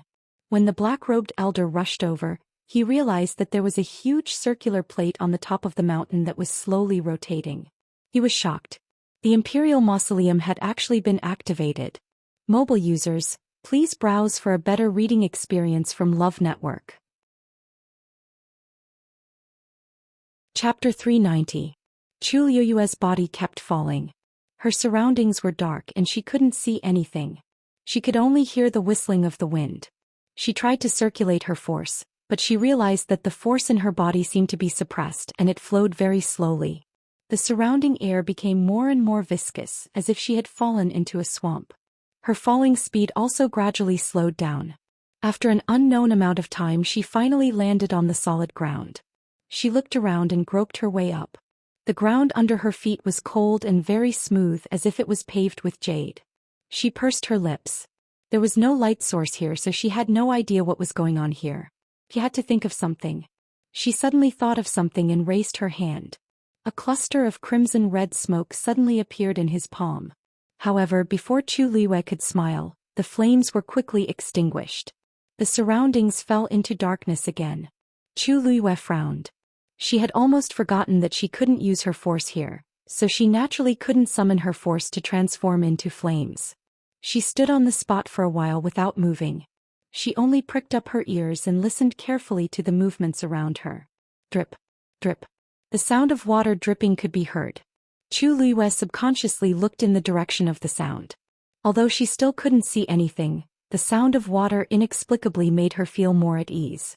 But the next moment, her heart suddenly hung in the air. It had been a while since she fell, so why hadn't she seen Mu Qinghe yet? She remembered that when she fell, Mu Qinghe was following her closely. But no. Where was he? Moreover, what was even stranger was that below Golden Inheritance Peak was Country Yaochen's Imperial Mausoleum. Why would there be the sound of water in the Imperial Mausoleum? Just as Chu Liyue was deep in thought, she felt a weight on her shoulder. Dumpling came over. Unlike before, Dumpling seemed to be a little nervous as it nestled on her shoulder motionlessly. Chu Liyue sensed its emotions and felt strange. Dumpling had always been bold. Even when facing the level 7 black-winged sky-swallowing python, she did not shrink back. She even dared to curse at the legendary three-eyed eagle. She had always been fearless. What happened this time? Chu Liyue patted its head to comfort it. Dumpling grabbed her clothes and snuggled up to her tightly. Suddenly Tu Liyue had an idea. With a thought, something suddenly appeared in her palm. Heavenly Square Cauldron. This thing was small and exquisite, so it fit perfectly in her palm. And inside, the transparent karmic fire was burning. There was only a black shadow in the middle. That was the soul of the legendary three-eyed eagle. The surroundings were instantly illuminated by the flames. Chu Liyue's lips curved up. It really works. Since this heavenly square sacred cauldron could suppress a divine beast, it must be extremely powerful. Chu Liyue thought that perhaps the hellfire inside could resist the suppression here. The result was as expected. After a moment, the legendary three-eyed eagle's incredulous voice was heard. Why, you actually used the heavenly square sacred cauldron to light up the place. Because of the shock, its voice was trembling slightly. It never expected that the first time it officially left Chu Liyue's dantian would be in such a situation. Does Chu Liyue know what the heavenly square sacred cauldron is? Yes. Make the best use of it. Chu Liyue did not care at all, and her voice was light. The legendary three-eyed eagle was speechless. Chu Liyue ignored it and looked around. The surroundings were empty. There was actually nothing. But the ground was actually paved with green and white jade. Chu Liyue was slightly shocked. Green and white jade was very precious, but it was actually used to pave the ground here. And it seemed that it was not only used in this small area. Just this alone was worth more than a city. Country Yaochen actually used so much money to build the Imperial Mausoleum. It was really generous. I really don't know what it will be like inside. Chu Liyue carefully felt the subtle calling and finally chose a direction and walked forward. In the silent space, Chu Liyue's footsteps were exceptionally clear. Gradually, the sound of water dripping seemed to become louder. Chu Liyue held the heavenly square sacred cauldron tightly in his hand and continued walking forward. Bang! Accompanied by a dull collision, the mace in the black-robed elder's hand finally could not withstand it and cracked. He anxiously threw the broken mace to the side and looked at the disc that was still spinning in front of him. It was not damaged at all. His face was filled with sorrow. Elder Zhongqi, this disc was personally forged by the ancestor. Ordinary items can't open it at all. That's right. Let's find another way. If it really doesn't work, I'm afraid we'll have to wait for His Majesty to come personally. The few people standing at the side finally could not help but speak. Zhongqi shouted in annoyance. Of course I know this. He had been guarding this place for decades. How could he not know this? But if they did not think of a solution as soon as possible, how were they going to explain it to His Majesty? Under heavy guard, someone actually trespassed into Golden Inheritance Peak and even climbed to the top to enter the Imperial Mausoleum. It would not be enough even if all of them died 100 times. Wait. If we really wait for His Majesty to come, everyone here will have to bear the consequences. The few of them looked at each other and fell silent. Zhongqi stared at the disc hatefully. Did anyone see the appearance of those two people just now? No one answered. Zhongqi closed his eyes. He was the fastest to rush over at that time. Even he did not see them, let alone the others. Everyone stay here and guard it. I don't believe that they won't come out. Huge fireworks bloomed in the sky above the imperial city. Rong Xiu's eyes narrowed as an extremely cold, murderous intent flashed across his eyes. Mu Qinghe actually brought you, to the Imperial Mausoleum. He immediately said. Young Master Jian, I still have something to deal with. I'll take my leave first today. After saying that, he lifted his feet and left. Jian Fengqi was stunned for a moment before he raised his head to look at the sky. What kind of signal was that just now? From the looks of it, the commotion caused was not small. He thought of something and the corners of his mouth curled up into an impudent smile. Prince Li, are you going to the place where the fireworks are released? It just so happens that I have nothing to do. How about I go with you? Rong Xiu suddenly looked back and quietly glanced at Jian Fengqi. In an instant, a biting cold and terrifying murderous intent swept toward Jian Fengqi. Mobile users, please browse for a better reading experience from Love Network. Chapter 391. Jian Fengqi's body tensed up instinctively. Force quickly gathered in his palm. But in the next moment, the murderous intent disappeared inexplicably, as if it had never appeared. Rong Xiu smiled faintly. Please help yourself, young Master Jian. Then he turned around and left without hesitation. Jian Fengqi stood rooted to the ground for a while. What happened just now? At that moment he only felt a strong murderous intent erupt from Rong Xiu, but it disappeared so quickly that he almost thought that he had seen wrongly. But how could he make a mistake on such a matter? Looking at Rong Xiu's disappearing figure, Jian Fengqi raised his eyebrows slightly. This Prince Li seems to be more unfathomable than I imagined. He turned around and looked at the fireworks in the sky. There was only one last trace of fireworks left. Everyone in the imperial capital could see it clearly. No matter who sent this signal, something big must have happened. Jian Fengqi touched his chin. Could it really be that Mu Qinghe caused the commotion? Thinking of this, he suddenly felt a little interested. Previously, when Mu Qinghe wanted to come to country Yaochen, he felt that it was a little strange. Even if the higher-ups ordered to find a genius with an Earth-class Yuan Meridian with Mu Qinghe's status, there was no need for her to do it personally.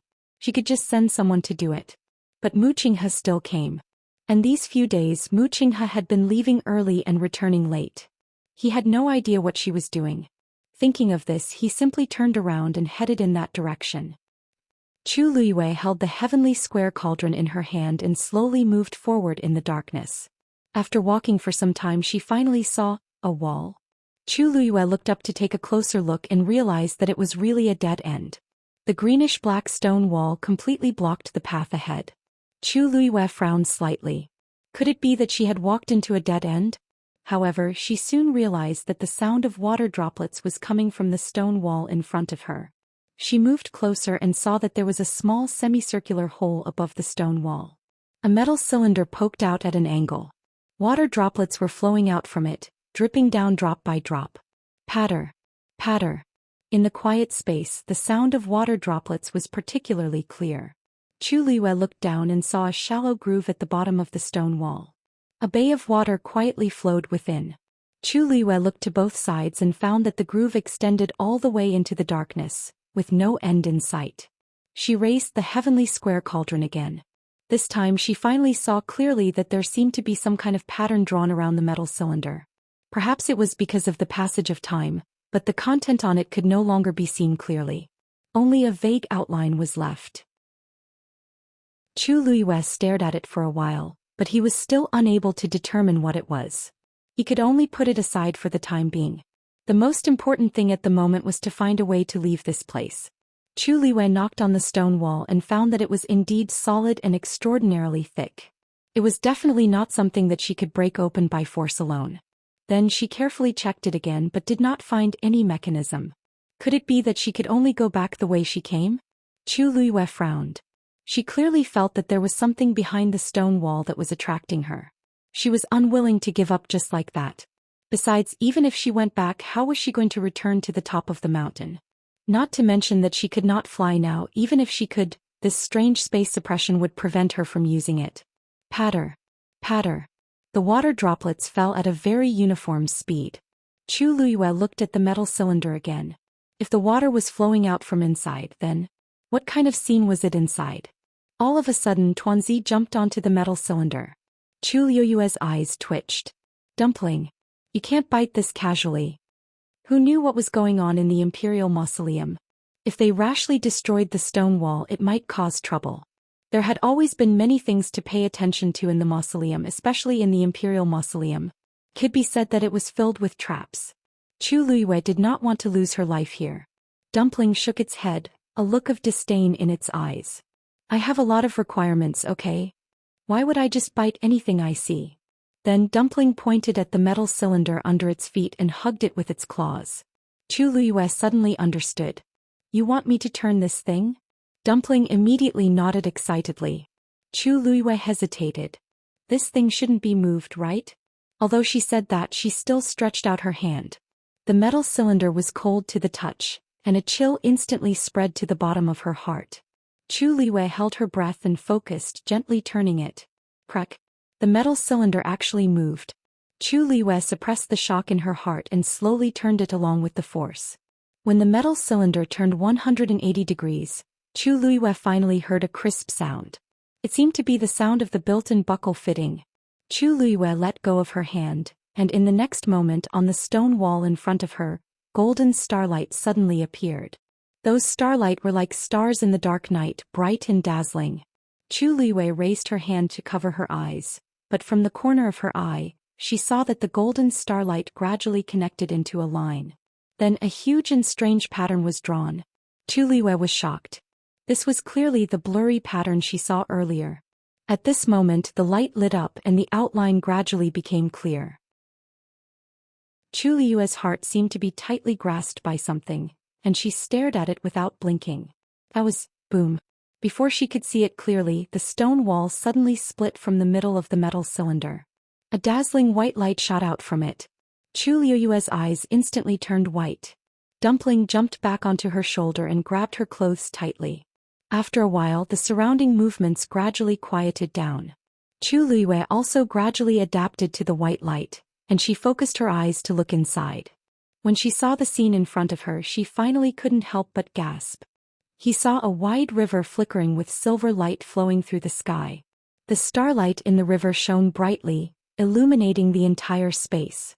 Just now, when Chu Liue opened the stone wall, the white light she felt came from here. Chu Liue opened her eyes wide in shock. That river floated in the air, clear and clean, but also shining brightly. At a glance it looked like the Milky Way in the dark night. Dazzling and magnificent. At the bottom of the river there was a spacious square. A lonely golden throne was quietly placed in the center. However, that wasn't what shocked Chu Liue the most. That was because a man was sitting on that golden throne. Mobile users, please browse for a better reading experience from Love Network. Chapter 392. There was actually someone in the Imperial Mausoleum that had been sealed for thousands of years. Chu Liue was shocked. At the same time she quickly sized up the man. After seeing him clearly, she realized that something was wrong. This man did not seem to be a living person. He was tall and wore a black robe with golden dragon patterns embroidered on his chest and cuffs. He looked noble and dignified. At a glance, this man was about 40 years old, but he was elegant and had an outstanding temperament. It could still be seen that when he was young he must have been a rare handsome man. It was just that his eye sockets were actually pure black. Chu Liue could not help but stare at those eyes. They were two dark vortexes. On the surface they looked calm and peaceful, but in the depths, one could see the changes of life and death and the disappearance of stars. Who are you? The man looked at Chu Liue and slowly asked in a deep voice. Chu Liue's mind suddenly became drowsy. Waves of fatigue surged up and her entire mind seemed to relax. Chu Liue. She replied in a low voice. The large space suddenly quieted down. After a moment the man asked again. No, you are not Chu Liue. His voice seemed to carry some kind of indescribable power. It fell heavily in her ears and reached the bottom of her heart. Chu Liue shook her head. Her voice was firm. I am Chu Liue. This body, this appearance, if she was not Chu Liue, who was she? The man suddenly laughed as if he had heard a joke. Look up. Chu Liue looked up and saw the slowly flowing river across the sky. Countless stars were reflected in her eyes, making her look resplendent. Suddenly those lights dissipated. The river swayed and a scene seemed to appear in front of her. Chu Liue's brows furrowed. It was a cliff. On the cliff that extended from the cliff, there was an octagonal pavilion. The white mountain mist drifted here and there, adding a bit of spiritual energy to this precipitous land. In the octagonal pavilion, a black-clothed man stood with his hands behind his back. The mountain wind blew, lifting up the corners of his clothes. He looked like an immortal who was about to fly away with the wind. Chu Liue looked at his back and felt an inexplicable sense of familiarity. She seemed to have seen this person before. When she saw the cliff and the octagonal pavilion, she didn't feel any sense of unfamiliarity. It was as if she had already been there. There seemed to be something surging at the bottom of her heart, as if it was about to break out, but she couldn't make it clear. This made her feel like her heart was in a mess, adding to her anxiety for no reason. She opened her mouth as if she wanted to call out the black-clothed man's name. But she seemed to have become a mute, unable to make a sound. There seemed to be a ball of fire burning in the bottom of her heart, making her extremely anxious. Chu Liue anxiously wanted to speak, but just as he managed to spit out a word, he saw the black-clothed man suddenly turn sideways. Chu Liyue suddenly paused and stared intently. However, just as she was about to see the man's face, she suddenly felt a sharp pain in her hand. Chu Liyue was jolted awake. Looking down, she realized that Dumpling had bitten her hand hard. Dark red blood gradually seeped out of the wound, waking her up completely. What happened to her just now? She actually fell into the other party's dangerous situation so easily. Dumpling, thank you. Just now I almost, Chu Liyue said softly but suddenly stopped. Almost what? Why was she rejoicing in the depths of her heart? This feeling rarely appeared to her. Usually she would only feel this way when she was trying to avoid making a big mistake. But, in that situation just now, although her mental defenses were almost broken, it didn't seem to have anything to do with her biggest secret. Why did she have the illusion that she had survived a disaster? Chu Liyue looked up again. The suspended river had returned to its original state, and the scene on it had completely disappeared as if it had never appeared. Including that cliff, that octagonal pavilion, and that man. Chu Liyue pursed her lips. She was so eager to see the man's appearance. This had never happened before. She suppressed the waves in her heart, clenched her fists and looked at the man on the throne. Do you think that you can trap me with such an illusion? The black-clothed man's face revealed a meaningful smile. Do you think that was an illusion? Chu Liyue's heart sank. All the scenes that appeared in the weak water came from your memory. Whatever you are thinking, it will naturally reflect what you are thinking. A low and slow voice sounded, and every word was like a clap of thunder. Chu Liyue's body tensed up. If that was the case, the scene she saw just now was real. But in her past life and present life, there was no such scene in the memory of her two lives. I don't even know your identity, how can I believe what you say? Chu Liyue sneered. I can be sure that I have never seen that scene. Your method of lying is a little too clumsy. Are you really sure? The man seemed unmoved and calmly continued to ask. Chu Liyue's heart jumped and she secretly gritted her teeth. Rationally, she believed that every word she said was correct, because she really did not remember that scene. However, in the depths of her heart, there was a faint uncertainty, because everything she saw just now had an indescribable sense of familiarity. Especially the man standing with his hands behind his back. She only saw a back view but had the urge to call his name. If she really had not seen it before, how could this be? You don't know my identity, but I know who you are. The black-clothed man raised his eyes, staring at Chu Liyue with a confident smile. It was as if everything was under his control. Who exactly are you? Chu Liyue shouted in a deep voice. You will naturally know when you find me. The man said and suddenly stood up. I'll wait for you. Then, without waiting for Chu Liyue to react, his figure instantly turned into countless silver stars and flew into the river in midair. Without a trace. Chu Liyue came back to her senses after a while. That black-clothed man, left just like that. He said that he would find him. Where could she find him? She couldn't possibly enter that river too, right? On one hand, she couldn't go up at all. On the other hand, who knew what would happen if she entered? Chu Liyue pondered for a moment, and finally decided to continue forward, heading towards the throne in the middle. Other than the throne, there was nothing else here. If she couldn't find any clues on it, then she would really have a headache. Chu Liyue walked step by step and finally stood in front of the throne. Suddenly, her eyes focused and she carefully stared at the back of the throne. In the middle position there was a line of words, East of the weak water, gold. Mobile users, please browse and read. A better reading experience comes from Love Network. Chapter 393. In the palace. Rongjio took big strides toward the imperial study.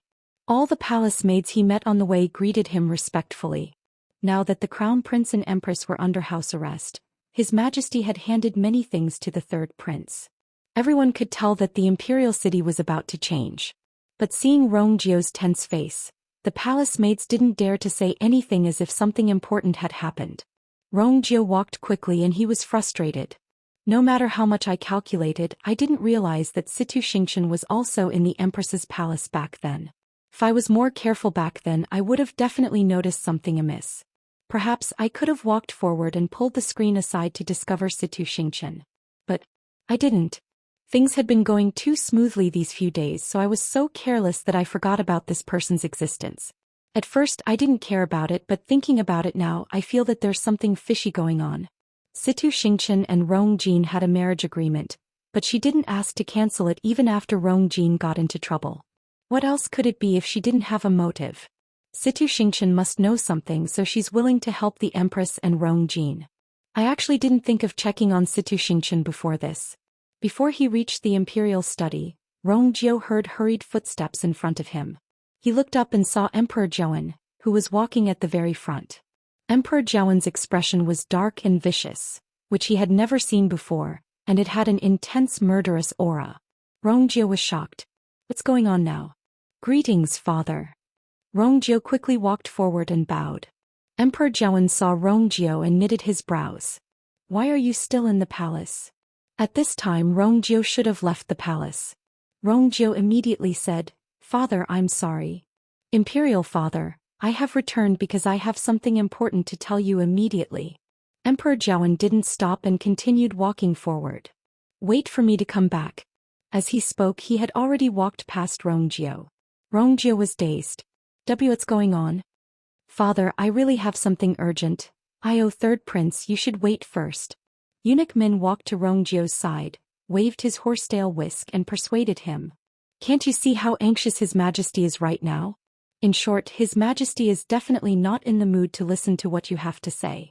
Please wait patiently for now. Rong Jiu asked suspiciously. Eunuch Min, please give me some pointers. The Imperial father seems to be in a hurry. What exactly is he going to do? You still don't know. Eunuch Min blurted out in shock. He quickly looked around, pointed to the sky and said in a low voice, That's right. You didn't see the commotion just now? Rong Jiu was dazed for a moment before he understood. That's news from the Imperial Mausoleum. How could His Majesty not be anxious? Eunuch Min slapped his thigh. This old servant has to leave now. Your Highness, you should do as you see fit. Eunuch Min then immediately chased after Emperor Zhouan. Rong Jiu stood rooted to the ground as his heart stirred. After his conversation with Chu Xianmin, he was filled with shock, anger, and regret. He didn't have time to think before he returned to the palace. When he walked on the road, he also noticed the gigantic firework. Of course, he knew that it was used to send messages, but he didn't realize that it was a warning from the Imperial Mausoleum because all his attention was on Situ Xingchen. This meant that something had happened to the Imperial Mausoleum. Even though Rong Jiu wasn't in the Imperial City most of the time, he knew that Golden Inheritance Peak, where the Imperial Mausoleum was, had always been heavily guarded. Now that they suddenly received this news, they must have met with big trouble. It would be strange if Emperor Zhouan wasn't anxious. Just as Rong Jiu was thinking about whether he should go back to the Empress's palace to take a look and confirm if Situ Xingchen had gone there, Emperor Zhouan, who had just left, was stopped by someone again. This time the person who came was a guard in armor. He rushed all the way here with a panicked expression as he directly knelt in front of Emperor Zhouan and miserably shouted, Your Highness! Your Majesty! Bad news! Emperor Zhouan felt that his head was heavily hammered and his head hurt. Bad news! Something has happened to the Imperial Mausoleum. What could be worse than this? Speak! Hollered Emperor Zhouan as he was forced to stand still. That guard knelt on the floor and his body shivered. Your Majesty, Her Majesty.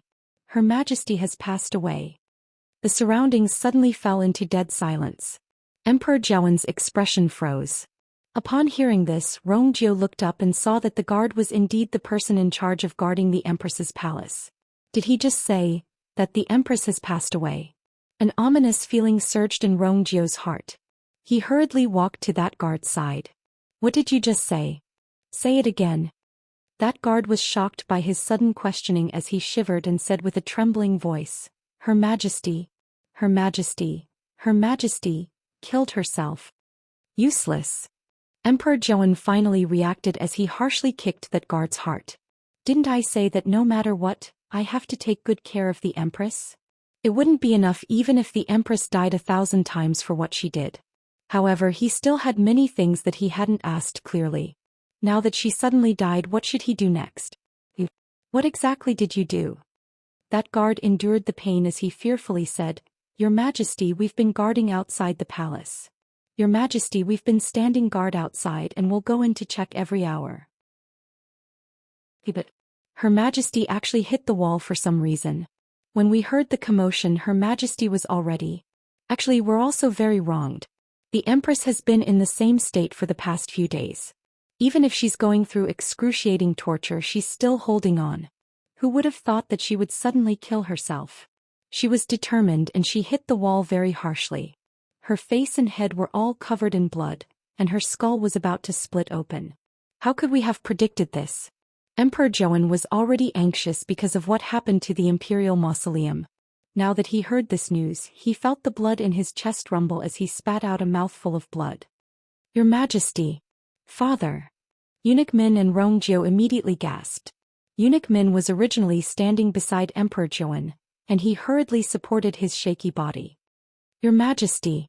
You must take care of your body. Under the contrast of the blood at the corner of his lips, Emperor Joan's face looked even paler. He stared at that guard with a deadly gaze and enunciated every word clearly. Who went to the Empress's palace today? I'm certain that the Empress didn't suddenly commit suicide. There must be a deeper reason behind this. A thought suddenly flashed across Rongjio's mind. Could it be? Situ Xingqian, that guard's voice trembled. Why, Your Majesty, today, only the third prince went to the Empress's palace alone. Rongjio was shocked. He suddenly turned to look at that guard. Mobile users, please browse and read. A better reading experience comes from Love Network. Chapter 394. That guard didn't dare to look up at Rongjio as he quickly continued speaking. The third prince entered the palace and seemed to have an argument with the Empress. However, we didn't dare to barge in, so we waited outside. Not long after the third prince left, the Empress, Emperor Joan, looked at Rongjio coldly. Rongjio went to see the Empress today and found the ink pearl. It's normal for him to fight with the Empress. But why would the Empress suddenly want to die? Could it really be related to Rongjio? Rongjio's heart sank. Emperor Joan is indeed suspecting me. That guard's words just now were too persuasive. He clearly did it on purpose. Rongjio boomed. Imperial Father, I can swear that this matter has nothing to do with me. Other than me, there's another person who went to the Empress's palace today. Emperor Joan immediately asked. Who? Rongjio took a deep breath in. Situ Xingqian. Surprise flashed across Emperor Joan's eyes. Situ Xingqian? Why is she here? Emperor Joan immediately looked at that guard. Did Situ Xingqian go to the Empress's palace today? The guard shook his head. Nope. His expression was sincere and he didn't look like he was lying. The uneasiness in Rongjio's heart intensified. He raised his voice and his tone became much harsher as he shouted at that guard. Do you know that lying to His Majesty is a capital offense? The guard seemed to be startled and shrank back a little. I don't dare to lie to Your Majesty. Everything I said before is true. Rongjio felt suffocated. When he entered the Empress's palace, he didn't ask if anyone else came. Back then he didn't discover Situ Xingqian in time. Now that the Empress is dead, Situ Xingqian must have left. If this guard insists, no, that group of guards all say the same thing, then I can't find any evidence to prove that Situ Xingqian was there. Suddenly he thought of something.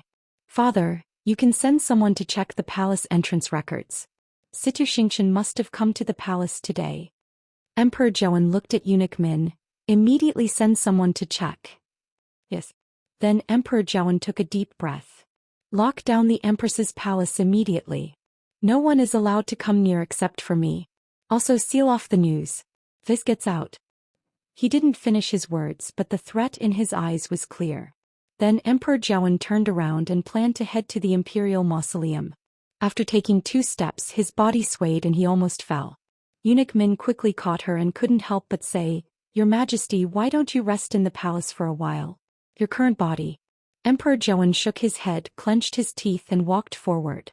What kind of place was the Imperial Mausoleum? That was the burial ground of country Yao Chen's ancestors. If something really happened that could not be salvaged, then he would become a sinner for all eternity. For so many years, the Imperial Mausoleum had never had any abnormalities.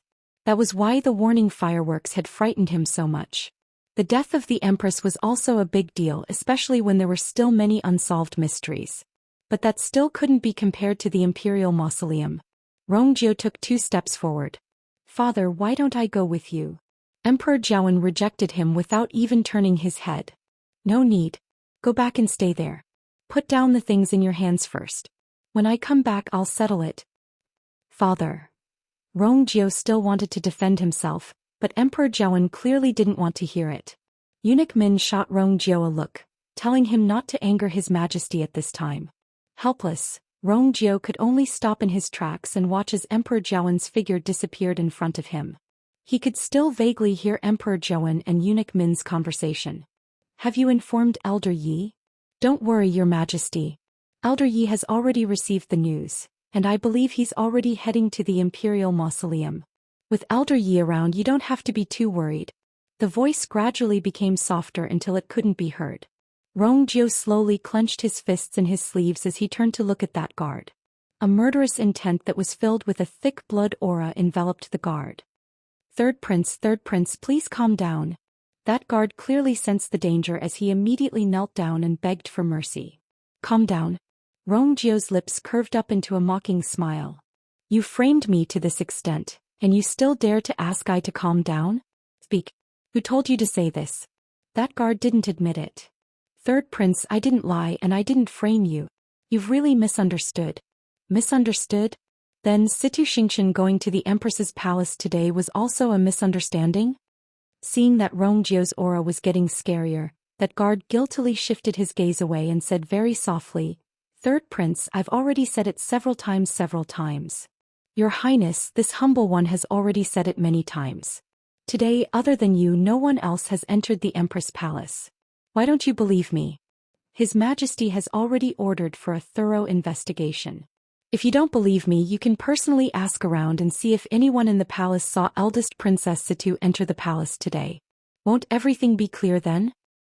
Hearing this, Rongjio suddenly reacted. Well, since he dared to deny it in front of everyone and even dared to take the initiative to ask someone to investigate, it must be because he made sufficient preparations. Or perhaps the other party dug a hole for me to jump into. Rongjio's heart was filled with deep hatred. I didn't expect Situ Xingshan's methods to be so terrifying. Perhaps, even the Empress's death has something to do with her. Rongjio originally wanted to go to the Empress's palace to personally see what was going on, but Emperor Jiawen had already ordered him to go back, so he naturally couldn't do anything. He bent down, grabbed that guard's collar and said word by word, "Today I'll pay you back. I will remember today's score."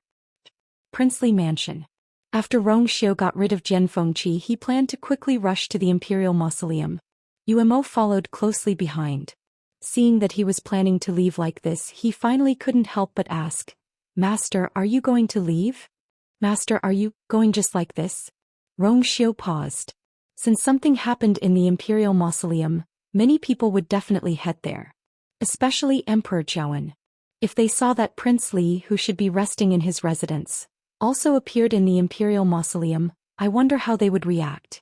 Rongjio closed his eyes. "I was too anxious, so I actually forgot such a simple thing." Once he thought of your being in the Imperial Mausoleum, his heart seemed to be suspended in midair.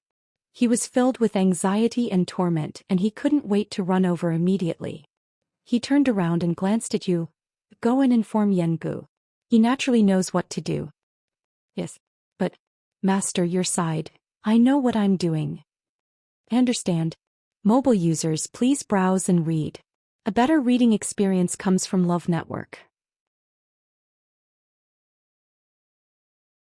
Chapter 395. Along with this loud noise, the ground around the throne actually cracked open. With the throne as the center, the cracks spread out in all directions. Then something gushed out from the cracks. Chu Liwei looked over and realized that it was actually golden sand.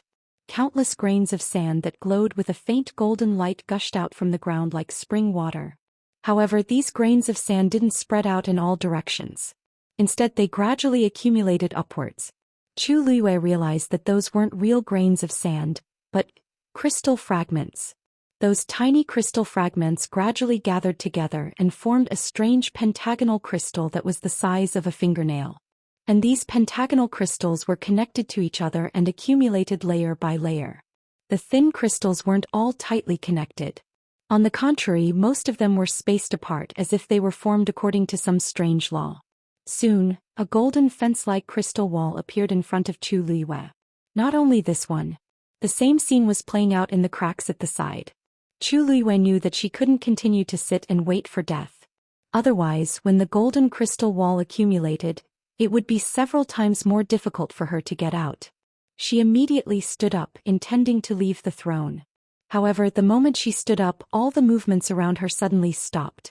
It was as if someone had pressed the button to stop time, stopping everything. Chu Liyue paused and her expression turned serious. Then she cautiously took a step forward. Buzz. A faint buzzing sound was suddenly heard. The void in front of her suddenly rippled. Streaks of golden lines spread out like water ripples before disappearing completely. However, Chu Liyue was greatly shocked. There was actually an additional barrier here. Moreover, from the probing just now, this barrier was absolutely not something that she could break through at her current level. She looked to the side and tried twice. Sure enough, the entire throne was shrouded in a sealed enchantment. Chu Liyue sat back on the throne. Everything around her immediately returned to normal. The sound of fine sand flowing could be heard. The bright golden light illuminated the entire space as if it was 100 suns.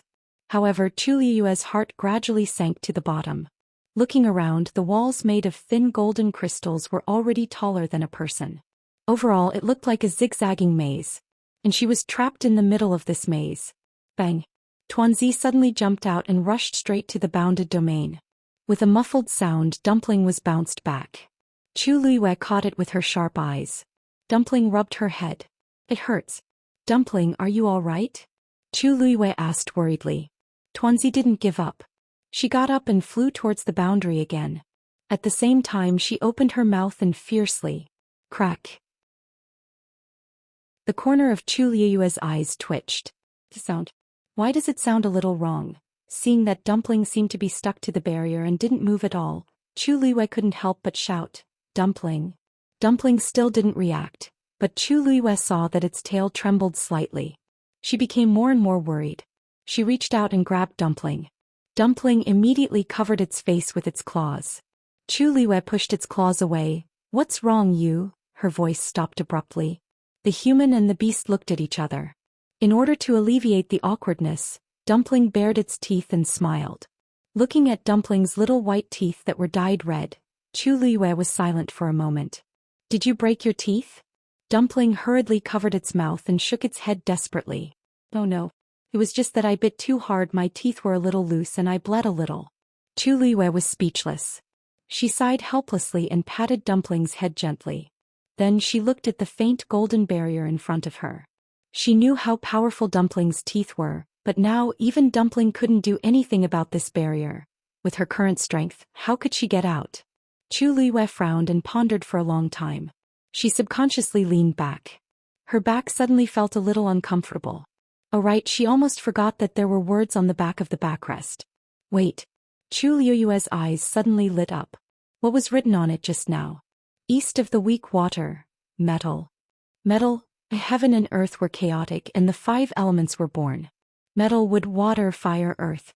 Could it be that this metal referred to the 5 elements? The 5 elements reinforced and restrained each other. Among them, fire could restrain metal. She placed Dumpling on her shoulder and took out the heavenly square cauldron again. The transparent karmic fire burned quietly inside. Then Chu Liyue held her breath and focused all her attention and energy on the heavenly square cauldron. The fire moved according to his heart. With a hong sound, the transparent karmic fire instantly rose up. It pounced toward the barrier. Whoosh. The two met and let out an ear-piercing sound. That faintly golden barrier actually started to burn. While Chu Liyue was dealing with all kinds of situations in the Imperial Mausoleum, it was peaceful outside Golden Inheritance Peak. Zhongqi and the rest stood at the top of the mountain and stared at the slowly rotating circular plate with gloomy expressions. Ever since the two of them disappeared, there were no more movements. They couldn't enter the Imperial Mausoleum from this circular plate and could only watch it rotate from the side. There was nothing they could do. No one knew what the situation in the Imperial Mausoleum was like. The quieter it was, the more uneasy they felt. Suddenly, the sound of something cutting through the air was heard. Zhongqi immediately looked up. When he saw who it was, he immediately went forward happily. Old man Yi. It was Yi Zhiding. He was originally repairing Jiuyou Tower in the academy when he suddenly saw the warning fireworks. He knew that something had happened in the Imperial Mausoleum, so he rushed over. Yi Zhiding was about to speak when he saw the circular plate slowly rotating at the top of the mountain. He couldn't help but be shocked. The Imperial Mausoleum has been activated? Zhongqi's lips moved and he lowered his head. Old man Yi, please forgive us. It's all because of our incompetence. That's why those two people took advantage of the loophole. Yi Zhiding's expression was solemn. Two people? Have you confirmed their identities? Zhongqi looked ashamed. We couldn't. They moved too quickly. By the time we discovered them, they were already at the top of the mountain and had directly activated the Imperial Mausoleum. We didn't have time. Yi Zhiding was even more confused. How is this possible? Golden Inheritance Peak's barrier can't be opened without the key. How did they enter silently? Zhongqi and the rest fell silent. Yi Zhiding suddenly paused. Could it be that those two people have the key to Golden Inheritance Peak's barrier? But there's only one key and it's always been in His Majesty's hands. Someone stole His Majesty's key. Digression. The chapter number is wrong. Mobile users, please browse and read. A better reading experience comes from AI. Net. Chapter 396. In the palace. Rongjio strode quickly towards the imperial study. Along the way, the palace servants greeted him respectfully. Now that the crown prince and the empress were under house arrest, His Majesty had delegated many tasks to His Royal Highness. Everyone could see that the situation in the capital was about to change. However, when they saw Rongjio's tense expression, they did not dare to say anything. Rongjio walked quickly, his heart full of regret. Despite all his calculations, he did not notice that Situ Xingqian was also in the Empress's palace at that time. If he had been more careful at that time, he would definitely have noticed that something was wrong. Or if he had taken a step forward and pulled open the screen, he would have found Situ Xingqian. However, he did not. Things had been progressing too smoothly in the past few days, so much so that he had forgotten about the existence of this person. At first he did not pay much attention to it, but now that he thought about it, he felt that there was a mystery everywhere. Situ Xingqian and Rong Jin were engaged, and even after Rong Jin's accident he did not ask to cancel the engagement. If this was not a conspiracy, then what was it? Situ Xingqian must know something, and that was why he was willing to help the Empress and Rong Jin. Before this he had not thought of investigating Situ Xingqian. Before he reached the imperial study, Rongjio suddenly heard a sudden rush of footsteps in front of him. He looked up and saw Emperor Zhouan walking at the front. Emperor Zhouan's expression was gloomy and fierce like he had never seen before, with a strong murderous aura. Rongjio was shocked. What had happened this time? Greetings, father. Rongjio quickly stepped forward and bowed. When Emperor Zhouan saw Rongjio, he frowned. Why are you still in the palace? At this time Rongjio should have already left the palace. Rongjio immediately said, Father, I have returned because I have something important to tell you immediately. Emperor Zhouan did not stop and continued to walk forward. Whatever it is, wait for me to come back. As he spoke, he had already passed by Rongjio. Rongjio was stunned. What was going on? Father, I really have an urgent matter. Oh, Your Highness, please wait for a while. Eunuch Min walked to Rongjio and waved the horsetail whisk in his hand, trying to persuade her. Don't you see how anxious His Majesty is?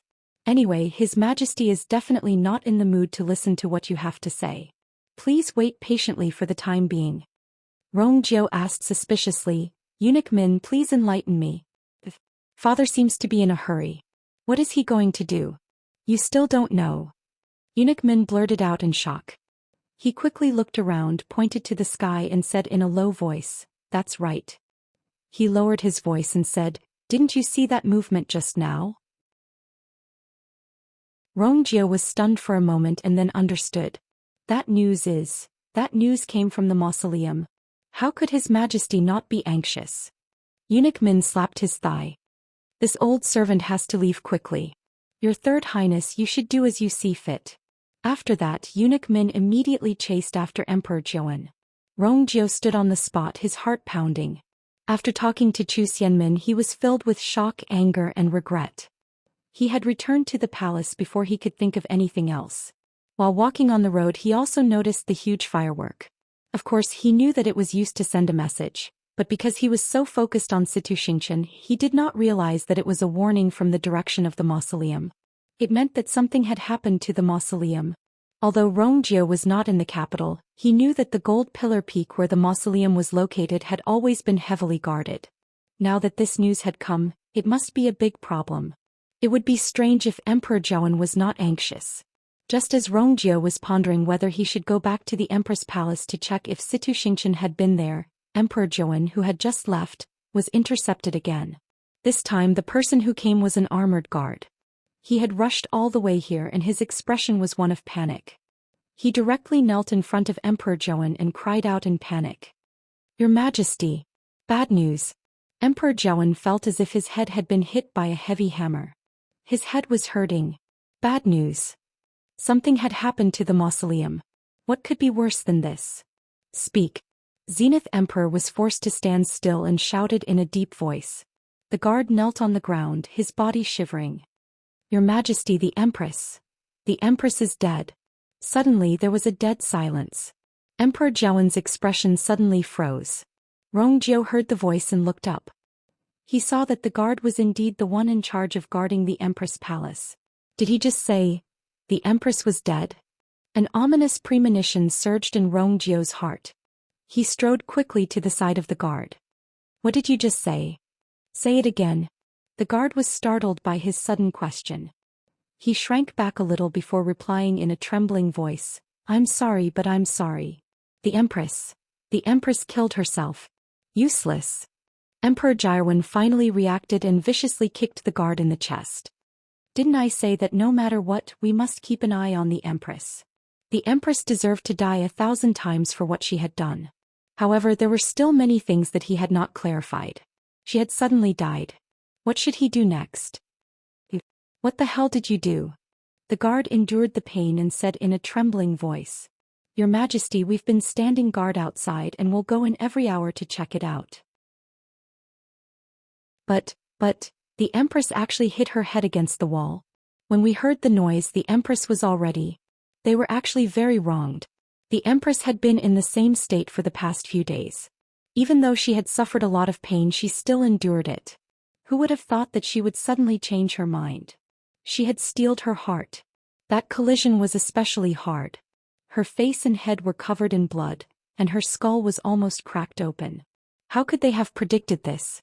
Emperor Zhaowen was already anxious because of what happened to the mausoleum. Now that he heard the news, he felt the blood in his chest churning. Then he spat out a mouthful of blood. "Your Majesty!" Eunuch Min and Rongjio immediately cried out. Eunuch Min was standing beside Emperor Zhaowen. He quickly held his father's swaying body. Eunuch Min, who was standing next to Emperor Zhaowen, quickly supported his tottering body. "You must take care of yourself. You must take care of your dragon body." Emperor Zhaowen's face looked even paler with the blood at the corner of his lips. He stared at the guard and asked, enunciating each word clearly and clearly, "Who went to the Empress's palace today?" He was sure that the Empress did not commit suicide all of a sudden. There must be a deeper reason behind it. A thought flashed across Rongjio's mind. Could it be Situ Xingchen? The guard's voice trembled. "Your Majesty, today, only the third prince went to the Empress's palace." Rongjio was shocked. She turned to look at the guard. Mobile users, please browse and read. For a better reading experience, please visit IAI.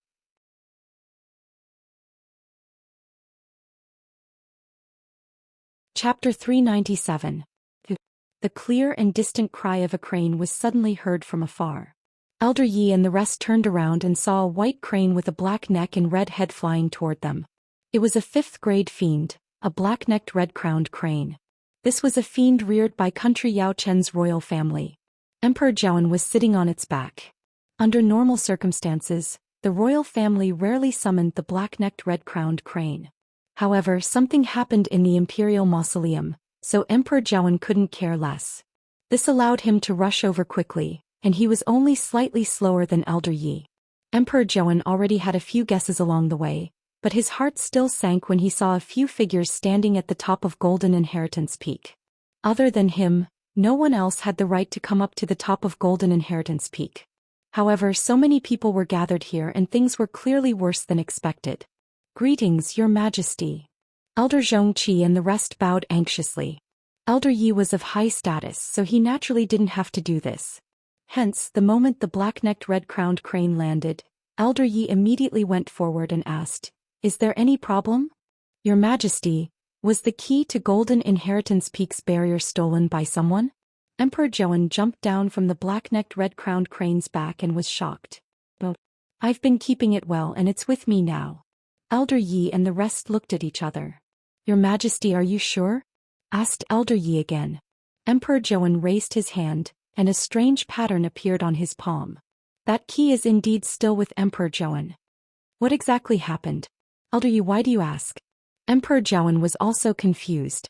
Elder Yi said solemnly, "Two secret doors were opened. Two people secretly opened the barrier of Golden Inheritance Peak and opened the Imperial Mausoleum. They have already entered. The entire process was very secretive, and Zhongqi and the rest only realized that something was amiss when they reached the peak. Hence, we suspect that they stole His Majesty's key. However, that doesn't seem to be the case now." There was too much information in this sentence, and Emperor Joan was dazed as his voice trembled. What? The Imperial Mausoleum has been opened." Before he could finish his sentence, he glanced from the corner of his eye and finally saw the slowly spinning circular plate not far away. Just now he had rushed over in a hurry and didn't see it. Emperor Joan's chest seemed to be blocked by something, and he felt so stifled that he couldn't breathe. Country Yao Chen's Imperial Mausoleum had existed for thousands of years and would only open when the previous emperor passed away. But now it had been opened all of a sudden? Who is it? Emperor Zhaowen's face turned green, and the veins on his forehead bulged. Elder Zhongqi and the others immediately knelt down. "Your Majesty, please calm down. We didn't see the appearance of those two people. Your subordinates are incompetent. Please punish us, Your Majesty." Emperor Zhaowen took a deep breath in and suppressed the anger in his heart with much difficulty. Since it had already happened, what was the point of punishing him now? "Go and find him immediately. We must find these two people." Elder Zhongqi and the others broke out in cold sweat. Mr. Yi sighed and helped to explain. "Your Majesty, the Imperial Mausoleum has been opened. Ordinary people are unable to enter. I'm afraid you'll have to do it yourself before we can enter." Emperor Zhaowen rubbed his glabella. "I forgot about this. Wait, if that's the case, how did those two people enter?" The crowd fell silent. "They can even open Golden Inheritance Peak's barrier. What else can't they do?" The other party clearly came prepared. Emperor Zhaowen also thought of this and couldn't help but feel even more frustrated.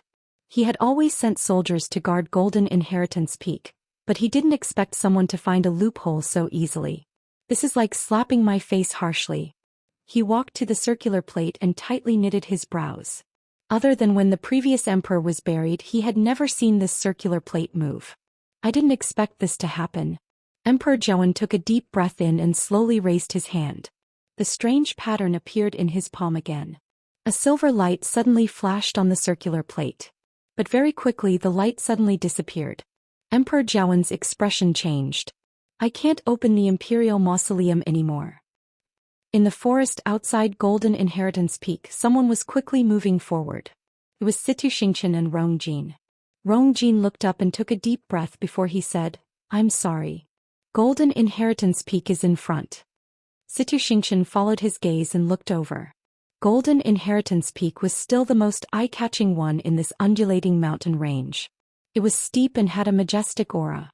Even though they were still a distance away, they could already feel the frightening suppression. She clenched her fists in her sleeves. It turns out that the barrier outside Golden Inheritance Peak is actually this strong. This is going to be troublesome. Just as she was about to continue forward, Rongjin suddenly called out to her. "Xingqian, hold on." Situ Xingqian turned around and saw Rongjin staring at Golden Inheritance Peak with a stern face. "If you continue forward, you'll reach the periphery of Golden Inheritance Peak. You can't go any further." Situ Xingqian didn't understand what he meant, and her eyes were filled with confusion. Rongjin explained, there's a lot of guards there. There are usually many guards guarding that place. Now that something has happened to the Imperial Mausoleum, they must have sent more people. Perhaps Imperial Father had already arrived. Under such circumstances you'll definitely be discovered if you go. For your safety just wait for me here. Situ Xingqian was stunned by his words. I tried my best to help Rongjin escape from Crown Prince Mansion and covered him all the way here. In the end he actually wants me to stop here and wait for him?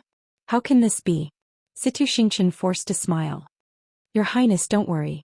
I won't cause you any trouble. The situation in front is unknown and it might be dangerous for you to go alone. I'll go with you. Rongjin looked hesitant. Situ Xingqian teased him softly. Your Highness, are you worried that I'll harm you when we reach there? Of course not. Rongjin immediately retorted, but his gaze wavered as if he was guilty. I'm just worried that we'll cause unnecessary trouble if we go together. After all, I'm still the Crown Prince. It's normal for me to come here when something happened to the Imperial Mausoleum. But you, Xingqian, we haven't gotten married yet. If you're discovered, I'm afraid it won't be good. Situ Xingqian sneered in her heart. Rongjin's words are so dignified. He couldn't have forgotten that he was still under house arrest in the Crown Prince's residence, right? If he's discovered, he won't be any better than me. I just want to go there alone. Rongjin felt that Situ Xingqian's gaze seemed to see through everything, which made him uncomfortable. But the next moment Situ Xingqian still said, Then I'll wait here for you, Your Highness. Rongjin looked up and saw that Situ Xingqian still had a light smile on her face as if she didn't notice anything.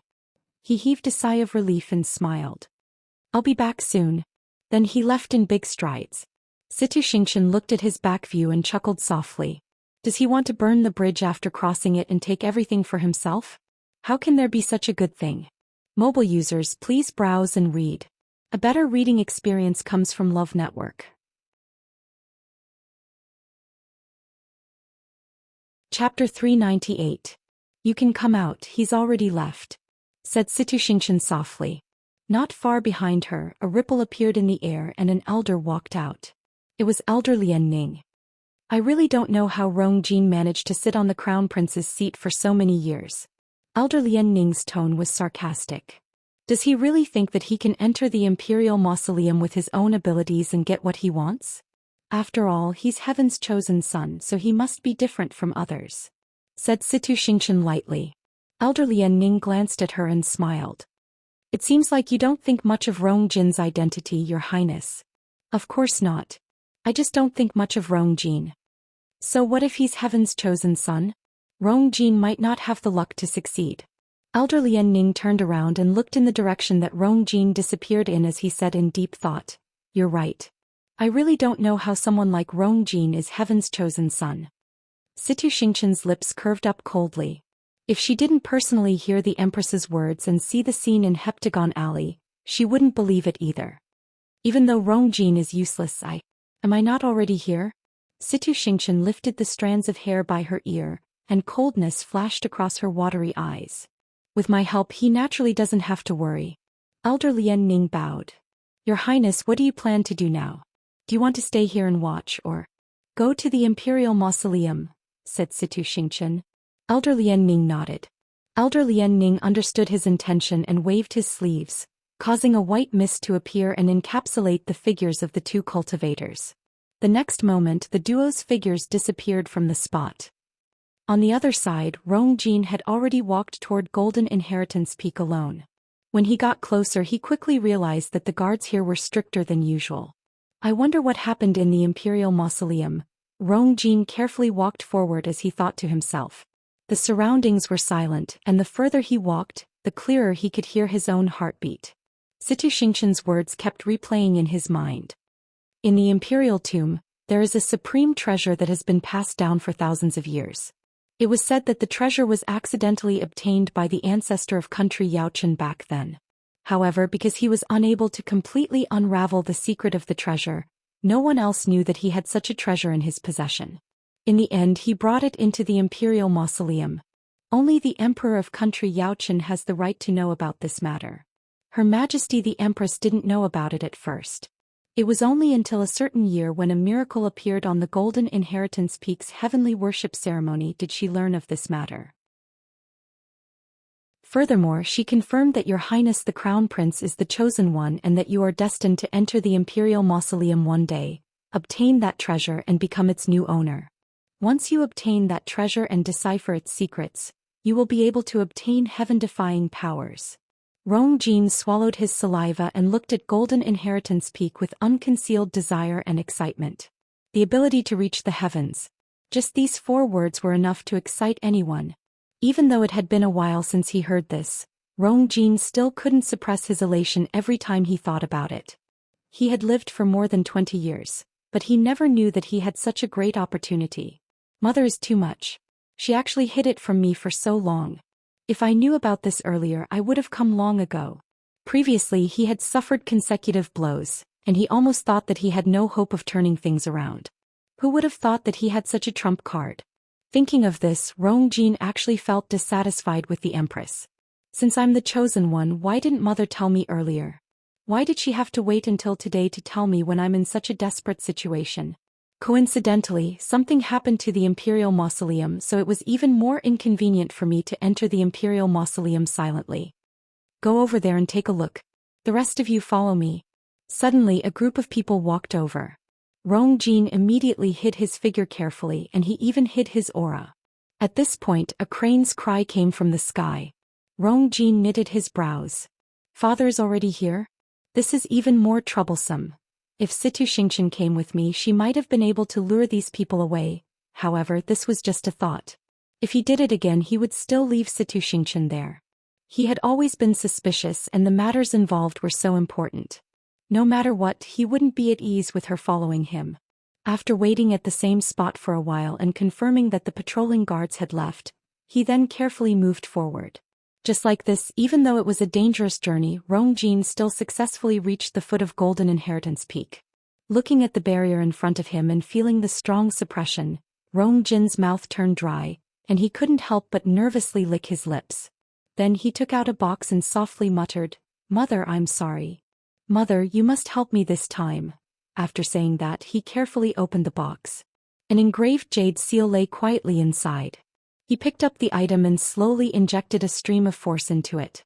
Stars gradually lit up on the seal. In the end, it formed a strange pattern. If Emperor Zhouwen was here, he would know that the pattern on it was exactly the same as the key to Golden Inheritance Peak's barrier in his hands. This was the only thing in the box that the Empress carefully hid. She had painstakingly copied this from Emperor Zhouwen secretly and found someone to carve it for her in private. She hid it for so many years just for this day. Buzz. Ripples suddenly appeared on the barrier. Then an entrance appeared in front of Rong Jin. His heart crazily beat and it was about to jump out of his mouth. Then his figure flashed and he entered the barrier. He didn't see that the barrier didn't close immediately after he entered. Instead, a strange pattern appeared on it. It was as if a gust of wind passed by. After a while, a faint light appeared on the barrier and it finally closed again. Everything returned to normal. At this point, a group of people happened to pass by. Seeing that the barrier was perfectly fine, they didn't stop and continued forward. In the Imperial Mausoleum, Chu Luiyue sat on the throne. The golden walls in all directions had been stacked up high. Finally, they stopped when they were about to touch the river. The entire space seemed to have frozen and only the barrier around Chu Luiyue was crazily burning. Chu Luiyue estimated that 15 minutes had passed, but the barrier was too strong so the progress was very slow. After some time, a crack finally appeared on the barrier in front of her. The barrier broke. Mobile users, please browse and read. A better reading experience comes from Love Network.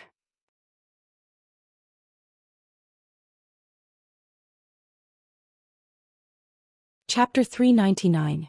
After making the first breakthrough, the rest of the matters progressed much more smoothly. The surrounding barrier that was suffused with a faint golden color was like ice. Under the burning of the transparent hellfire, it quickly melted. A flame fell and instantly ignited the golden barrier. Whoosh! With a crackling sound, the transparent flame instantly spread out along the ground. In an instant, the entire golden barrier was enveloped by the transparent flame. Chu Liyue could clearly see that the countless pentagonal crystals accumulated on the barrier were gradually scattering into sand. Gradually, the same thing happened to the other golden barriers. Chu Liyue was almost as if she was surrounded by endless hellfire. Fortunately, perhaps because the heavenly square cauldron had already recognized her as its master, she did not feel any burning sensation. On the other hand, Dumpling could not take it anymore and hid back again. When the first golden barrier completely disappeared and turned into scattered sand again, Chu Liyue suddenly felt a strange force flowing into her body along the transparent hellfire. She blinked her eyes in surprise. The golden crystal contains abundant energy. When you use the hellfire to burn it, it is almost equivalent to extracting all the energy from it. The legendary three-eyed eagle suddenly spoke, its tone as cold as ever. But if one listened carefully, one could feel a slight fluctuation of unfairness. It had only followed Chu Liyue for a short period of time, but it had already seen with its own eyes that she had encountered so many opportunities. It was not an exaggeration to say that such luck was heaven-defying. Even it could not help but feel waves of emotions. It had lived for so long, but it had never seen anyone with better luck than Chu Liyue. Most people felt that cultivation depended on talent first and hard work second. But in reality, the most important thing was luck. Chu Liyue, on the other hand, had all three of these qualities. Now it seemed to understand why the heavenly square cauldron was willing to recognize Chu Liyue as its master. It even began to feel that Chu Liyue's promise to help it recover its physical body was not as ridiculous as it seemed at the beginning. If it continued to develop like this, Chu Liyue might really become one of the people standing at the peak in the future. Chu Liyue did not know that the legendary three-eyed eagle had thought so much in this short period of time. After a while, she asked with uncertainty, I am also cultivating like this? The legendary three-eyed eagle sneered. When you cultivate, are you so efficient? Chu Liyue. Was it praising her luck or saying that her cultivation was slow? But this was not important. What was important was that there were hundreds of golden barriers here. If she burned all of these, wouldn't her strength increase greatly? Ever since she entered the mausoleum, she had been tense. Chu Liyue clenched her fists and felt the rich force flowing in her body.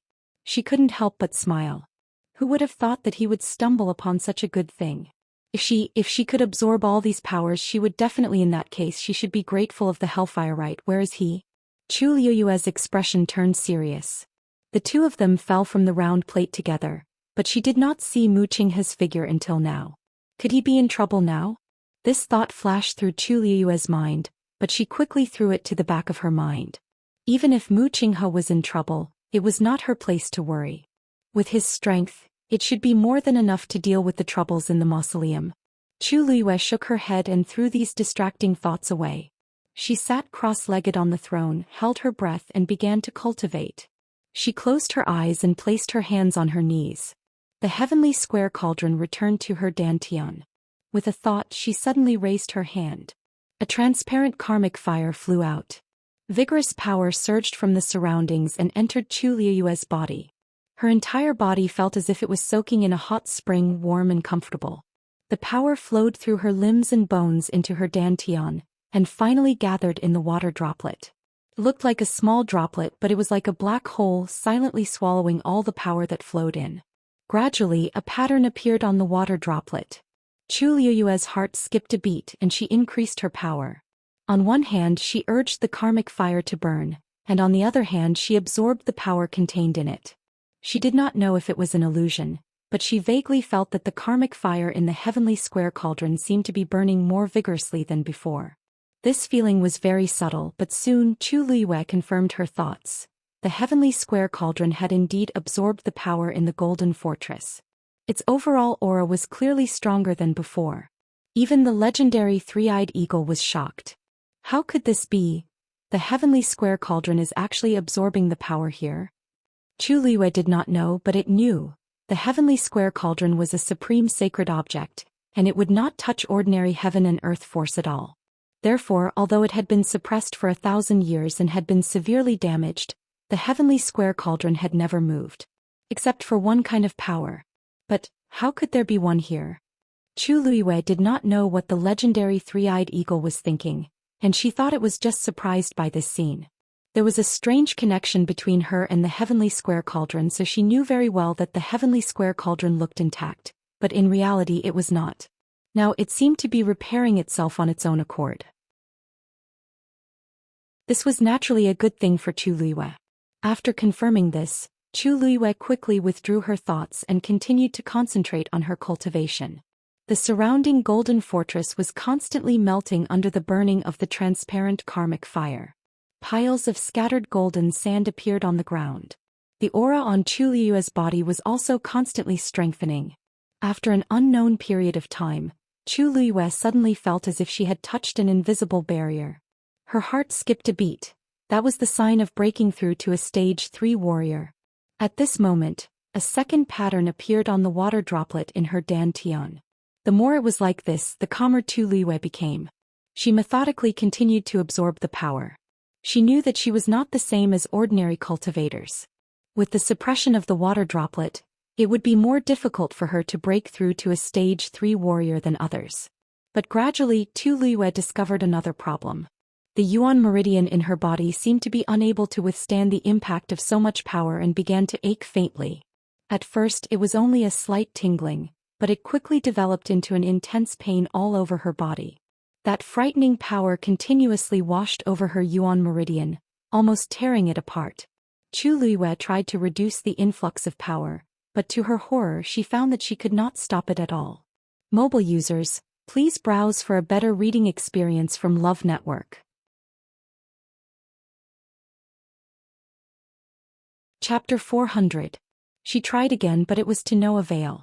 It was as if a huge sluice gate had been opened and the flood was pouring down. It was not that easy to close the sluice gate again. That terrifying power was still washing Chu Luiyue's yuan meridian. Following this process, the pain all over her body became more and more intense. Chu Luiyue clenched her teeth, and a trace of blood slowly seeped out from the corner of her mouth. She finally felt a little worried. If this continued, her yuan meridian would not be able to withstand it. It would be injured at best and destroyed at worst. Chu Luiyue did not want her yuan meridian to be damaged again. Legendary three-eyed eagle, do you have any ideas? In a moment of desperation, Chu Luiyue did not care about anything else. The legendary three-eyed eagle also realized that something was wrong, but when it heard Chu Luiyue's words, its reply was even colder. You are the owner of the heavenly square cauldron. If even you can't control it, how can I? It was trapped inside. Although it did not want to admit it in this aspect, it was indeed incomparable to Chu Luiyue. Chu Luiyue's heart slowly sank. Was she really going to sit here and wait for death? The heavenly square cauldron is not the only thing you can't control, right? The legendary three-eyed eagle's words immediately woke Chu Luiyue up. She carefully sensed it and shockingly realized that she could not stop the process. On one hand, it was because of the heavenly square cauldron. On the other hand, it was because of the water droplet in her body. Whether it was the heavenly square cauldron or the water droplet, they both seemed to desire the power of the golden fortress. Hence, they were constantly absorbing it. She wanted to stop, but she was being attacked from both inside and outside. Chu Luiyue clenched her fists and her body tensed up. This was not the first time she could not control the water droplet. No, it should be said that from the beginning until now, she had never been able to take the initiative. She finally could not hold it in anymore. She clenched her teeth and shouted at the water droplet in her heart. Hey, you should at least consider my life. Although she wanted to break through, she did not want her body to explode and die. The two lines on the water droplet swayed slightly. For some reason, Chu Luiyue actually felt a trace of disdain. In the next moment, a tiny water droplet flew out from it. With a bang, it transformed into a myriad of splashes and flew towards Chu Luiyue's limbs and bones. Chu Luiyue suddenly felt that this scene was somewhat familiar. Wait a minute. Didn't she experience the same thing when she repaired her yuan meridian? At that time, it was because of this extra step that she was able to obtain the Daijing yuan meridian. Chu Luiyue's heartbeat suddenly quickened. Immediately after, she could clearly feel those tiny water droplets fusing into Chu Luiyue's yuan meridian. Faint starlight appeared clearly. As expected, the pain in that area instantly disappeared. Chu Luiyue subconsciously held his breath. This water droplet was indeed able to temper the yuan meridian. Very quickly, the yuan meridian in her entire body had been thoroughly nourished. It became even more lustrous and tough. The pain from before had completely disappeared, and the energy from the outside had begun to surge into Chu Liyue's body at an even faster speed. Chu Liyue felt the Yuan meridian in her body, and her heart was beating wildly. In fact, the Daijing Yuan meridian was also divided into 3 grades: upper, middle, and lower. Although she also had the Daijing Yuan meridian before, it could only be considered as lower, and barely reached the threshold of the Daijing Yuan meridian. But now she could clearly feel that her Yuan meridian had become stronger than before. If she continued to temper it, perhaps she would one day possess the Tianjing Yuan meridian again. Suddenly Tu Liyue had an idea. She controlled the force that had just surged in and struck towards her dantian. Crack! A soft sound rang in her mind. On the round and clear water droplet, the 3rd line slowly appeared. Rank 3 warrior. Digression: there will be a small supper later. Mobile users, please browse and read. A better reading experience comes from Love Network.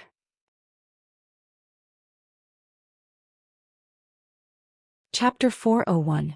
When the 3rd line appeared, Chu Liyue suddenly felt her entire body's Yuan meridian brighten up. She had really broken through to the medium level of the Daijing Yuan meridian. Everything happened too quickly. Chu Liyue did not even have time to react.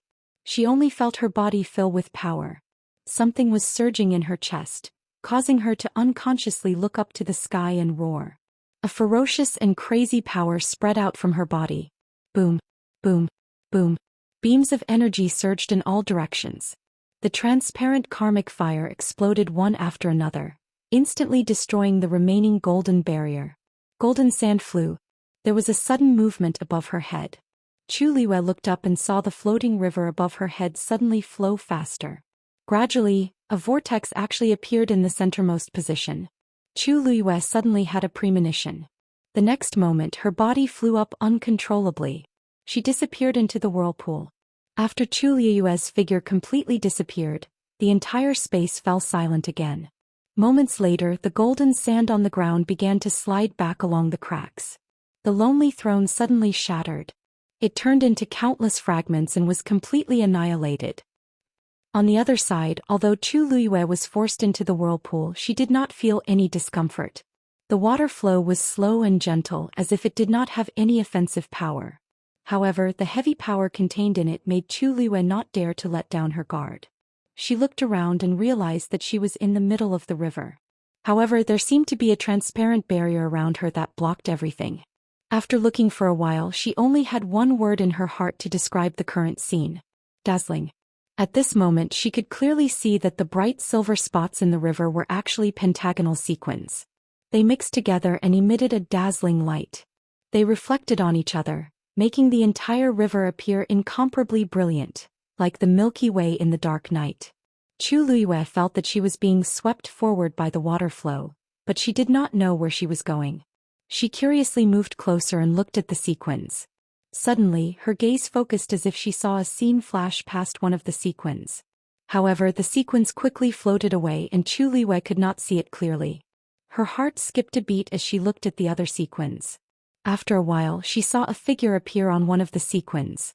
Unfortunately, the sequins seemed to be covered by a layer of gauze, and the figure's appearance could not be seen clearly.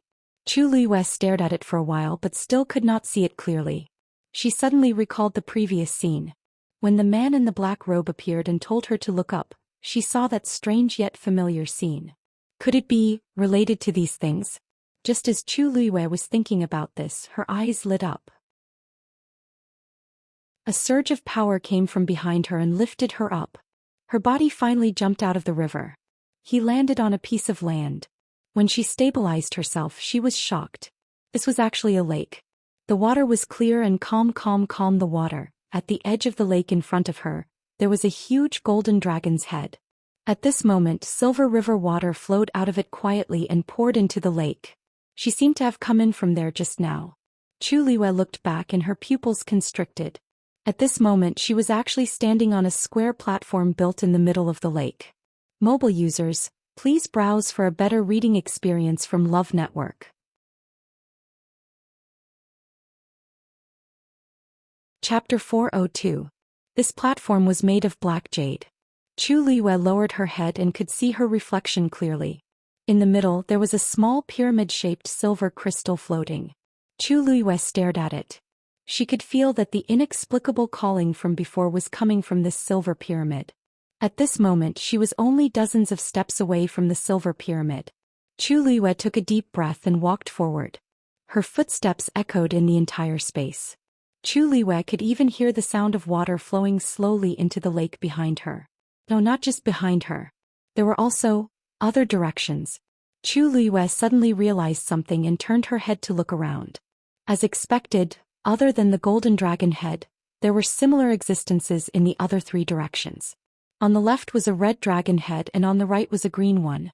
Beyond the silver pyramid floating in front of her was a brownish-yellow dragon head. Chu Liyue suddenly understood something.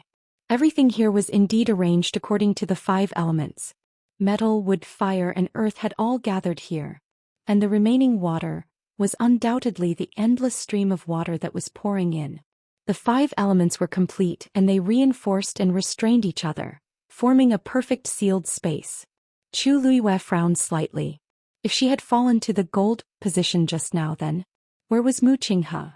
She looked around carefully again but did not find Mu Qinghe. Strange. Based on Mu Qinghe's strength, there should be no problem for her to deal with these situations. He should have arrived here before her. Chu Liyue thought for a moment, then put this thought aside and continued walking forward. When she was only 3 steps away from the silver pyramid, she finally felt a strong pressure. She immediately stopped, her eyes still fixed on the floating pyramid in front of her. It was only the size of a palm, but Chu Liyue had an inexplicable feeling when she looked at it. Seemed like it could contain everything. She did not know where this feeling came from, but it became stronger and stronger. Suddenly, Chu Liyue's eyes narrowed. On one side of the silver pyramid she actually saw a familiar figure. It was Mu Qinghe. At this moment he was standing in a strange space, surrounded by intertwining green vines. Chu Liyue suddenly realized something. Mu Qinghe had entered the wood position. He stood in the middle holding a long sword in his right hand. Countless broken branches and leaves were scattered around his feet. It seemed that he had just experienced a difficult battle. His body was stained with blood and he looked quite miserable. With his head lowered, Chu Liyue couldn't see his face clearly, let alone his expression. However, his body was trembling slightly. Although it was very small, Chu Liyue, who was most familiar with him, could easily detect it. Chu Liyue frowned. What's wrong with him? Mu Qinghe had always been decisive. Even in the face of death he would not feel the slightest bit of fear. When he appeared like this, it usually meant that he was close to collapse. But this was just a strange space. It might not even be a threat to his life. Why was he like this? Your Highness, Mu Qinghe muttered and spat out 2 vague syllables. Chu Liyue finally recognized what he was saying, but the doubts in her heart deepened. Your Highness. Who is Mu Qinghe calling? With his status, there weren't many people who could be called by him in this way. Jiang Yuqing or Shangguanwan. Chu Liyue held her breath, wanting to listen more carefully. However, Mu Qinghe did not speak again, but suddenly raised the hand holding the sword. Chu Liyue suddenly sucked in a breath of cold air. She widened her eyes in horror. She saw that Mu Qinghe's wrist had been pierced by a green vine that was as thick as a thumb.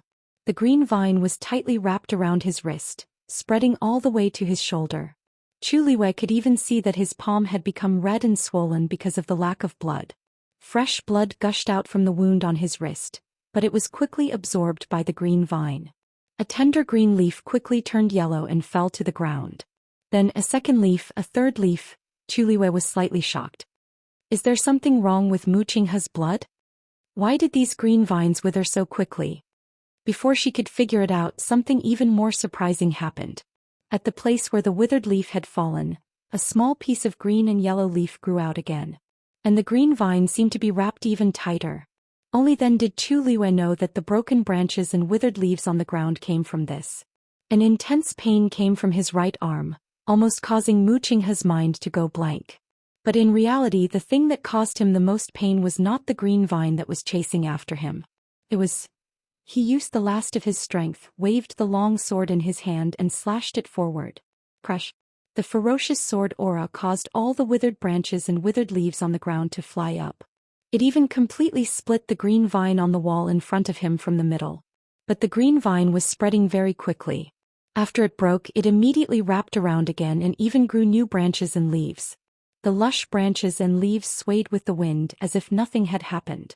But on Mu Qinghe's side, because he had forcefully waved the sword, it caused the wound on his wrist to be torn open again. Suddenly, Mu Qinghe let out a roar filled with despair and grief. Ah! Chu Liyue's heart skipped a beat when she saw this. What was Mu Qinghe doing? Was he trying to break out of the green vine? But if that was the case, why did his emotions become like this? It was as if there was something buried in his heart for too long. Plop. Mu Qinghe's voice gradually became softer and finally he knelt on the ground. And the sword in his hand also fell to the ground powerlessly. The space fell into a terrifying silence. The green vines around them were full of vitality, but Mu Qinghe, who was in the center, was shrouded in a strong aura of loneliness and madness. Chu Liyue had never seen him like this. After a while, Mu Qinghe finally raised his face. Chu Liyue covered her mouth. Mu Qinghe's face was actually full of tears. Despair, loneliness, anger, sadness, regret. Chu Liyue did not know how to describe Mu Qinghe at this moment. He was like a trapped beast in a desperate situation. He had followed her around for so many years, but she had never seen him cry. It was as if a giant hammer had smashed heavily into Chu Liyue's heart. Perhaps it was because of the silver pyramid, but Chu Liyue could clearly see his face and even his eyes. For a moment, Chu Liyue almost thought that Mu Qinghe was looking at her. "Your Highness." Blood flowed from the corner of his mouth as he muttered softly with undisguised nostalgia and dependence. Chu Liyue's heart skipped a beat. He was actually calling her. Mobile users, please browse for a better reading experience from Love Network.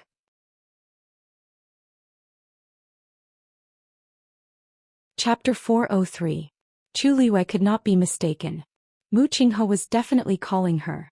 In an instant, Chu Liyue's heart was filled with complicated emotions. Surprise, relief, doubt, expectation, apprehension. She did not know how to describe her feelings at this moment.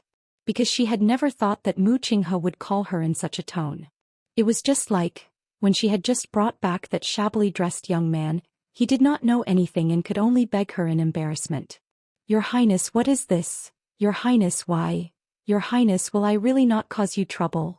Your Highness." Chu Liyue still remembered how he looked when he said those words. At that time she actually liked to see him embarrassed and distressed. Those people in the palace were all very shrewd. When they treated her, they were always eager to please her, but also cold and indifferent. At that time she thought that Mu Qinghe was different from others. She always thought that he truly and completely trusted and relied on her. Mu Qinghe also once said that he would be loyal to her forever and give her everything, not just his life. It was also because of this that Chu Liyue treated him with more patience and tolerance than others. But later, Chu Liyue clenched her fist and unconsciously bit down. The sharp pain made her sober. Chu Liyue shook her head violently, trying to clear those memories. However, the more she tried to clear them, the clearer the images in her mind. Compared to Mu Qinghe's tear-stained and sorrowful face, Chu Liyue only felt that it was extremely ironic. Her lips curved into a self-mocking smile. "Mu Qinghe, when you knew that Shangguanyu died, did you feel as sad as now? Or did you already know what was going to happen?" Chu Liyue closed her eyes.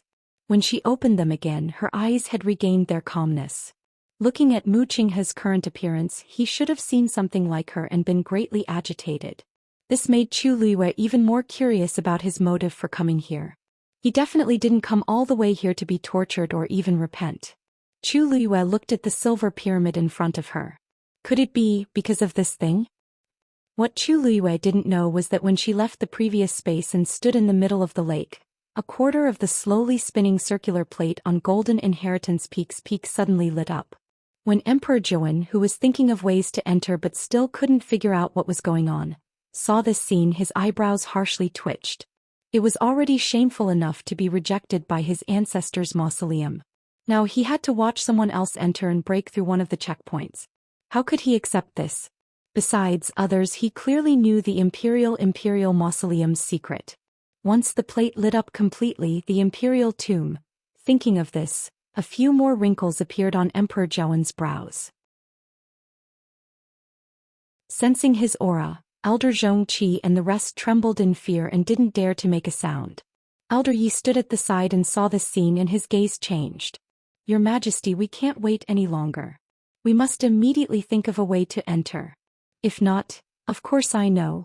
But I tried many times just now and I couldn't enter." Emperor Jowen was frustrated, and he almost couldn't control his tone when facing Elder Yi. Elder Yi knew that he was agitated, so he didn't take it to heart. Instead he frowned and said, "If we can't enter from here, then what about other places?" Emperor Jowen was dazed. Suddenly he had an idea. "Right. There's a second entrance to the Imperial Mausoleum. The Imperial Mausoleum has existed for thousands of years, and it usually won't open.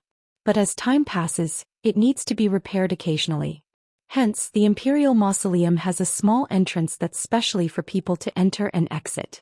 Even though there's a chance to enter from there, how can I care so much now?" Emperor Jowen immediately said, "Elder Yi, please come with me. Now that the Imperial Mausoleum has been broken into, and the other party's abilities are unpredictable, I feel more at ease with Elder Yi accompanying me." Elder Zhongqi was about to ask to go together when Emperor Jowen coldly and quickly ordered, "You guys continue to guard here. If there are any abnormalities, immediately inform me. If those two people come out from here, you have to catch them no matter what." Elder Zhongqi and the rest could only hurriedly agree. Emperor Jowen jumped onto the black-necked red-crowned crane's back again, and with a thought, they flew to the middle of the mountain. Elder Yi turned around and stared at the circular plate. For some reason he felt slightly uneasy. But then he turned around and followed Emperor Jowen. The duo's figures quickly disappeared from the top of the mountain. At the same time, Rongjin had already silently climbed to the middle of the mountain. Emperor Jowen and the rest were at the top of the mountain, but he didn't dare to walk up the stairs as he was worried that he would expose himself. Hence he chose to find his way up through the lush forest. Even though it was much slower this way and he would be scratched by the sharp rocks from time to time, it was still safer. Besides, he didn't plan on going to the top of the mountain.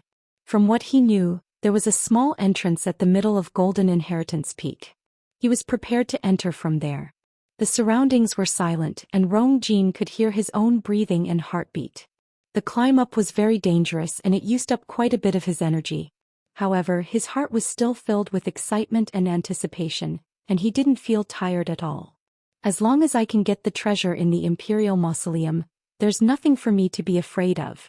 Even Imperial Father would not be able to stop him."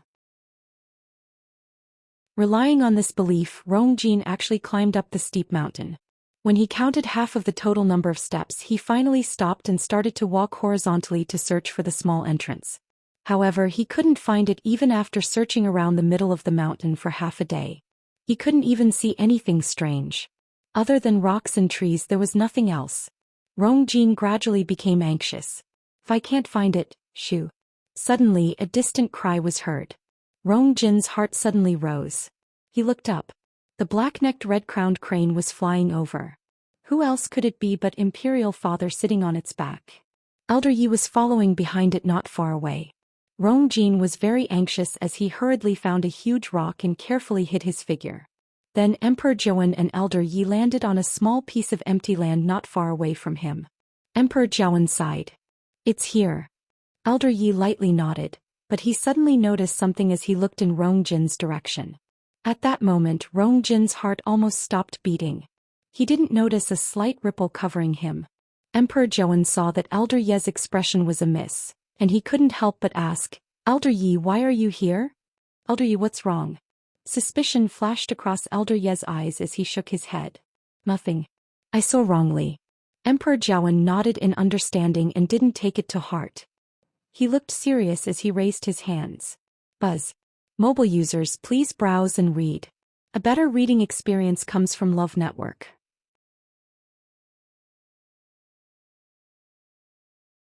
Chapter 404. The fallen leaves on the ground in front of Emperor Jowen suddenly flew up. A circular plate that was much smaller than the one at the top of the mountain appeared in front of them. Not only was it smaller, but the patterns on it were also much simpler. A strange pattern appeared in Emperor Jowen's palm, and it slowly landed on the circular plate. Following the slight buzzing sound, the circular plate finally started to turn slowly. Emperor Jiawen was elated. "It's open." Elder Yi also heaved a sigh of relief. Emperor Jiawen became even more careful. He only held his breath when the circular plate slowly opened from the middle and stepped in. Elder Yi followed closely behind. The duo's figures quickly disappeared. After a while, the surroundings quietened down. Seeing that the circular plate was about to close, Rong Jin, who was hiding in the dark, immediately rushed forward. "How can I miss such a great opportunity?" Luckily, he was fast enough and entered before the circular plate closed.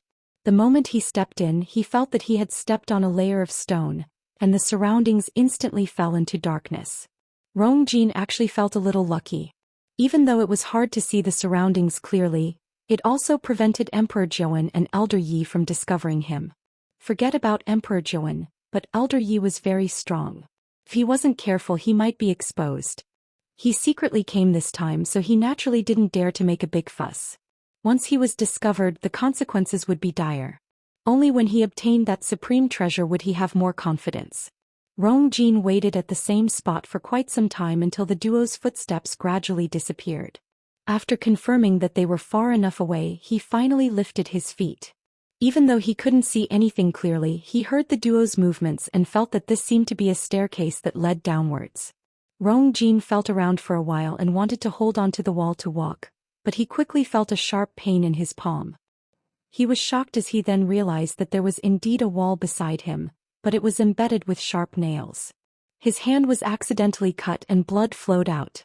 Helpless, he could only randomly tear a piece of cloth from his clothes and wrap it tightly around his injured hand. This time he didn't dare to casually touch the things at the side and could only walk down even more carefully. When Emperor Jiawen and the rest entered the imperial mausoleum, Chu Luyue, who was standing in the middle of the lake, saw this scene from a mirror in the pyramid. She raised her eyebrows slightly. She didn't expect there to be another entrance to the imperial mausoleum. But Emperor Jiawen came later than I expected.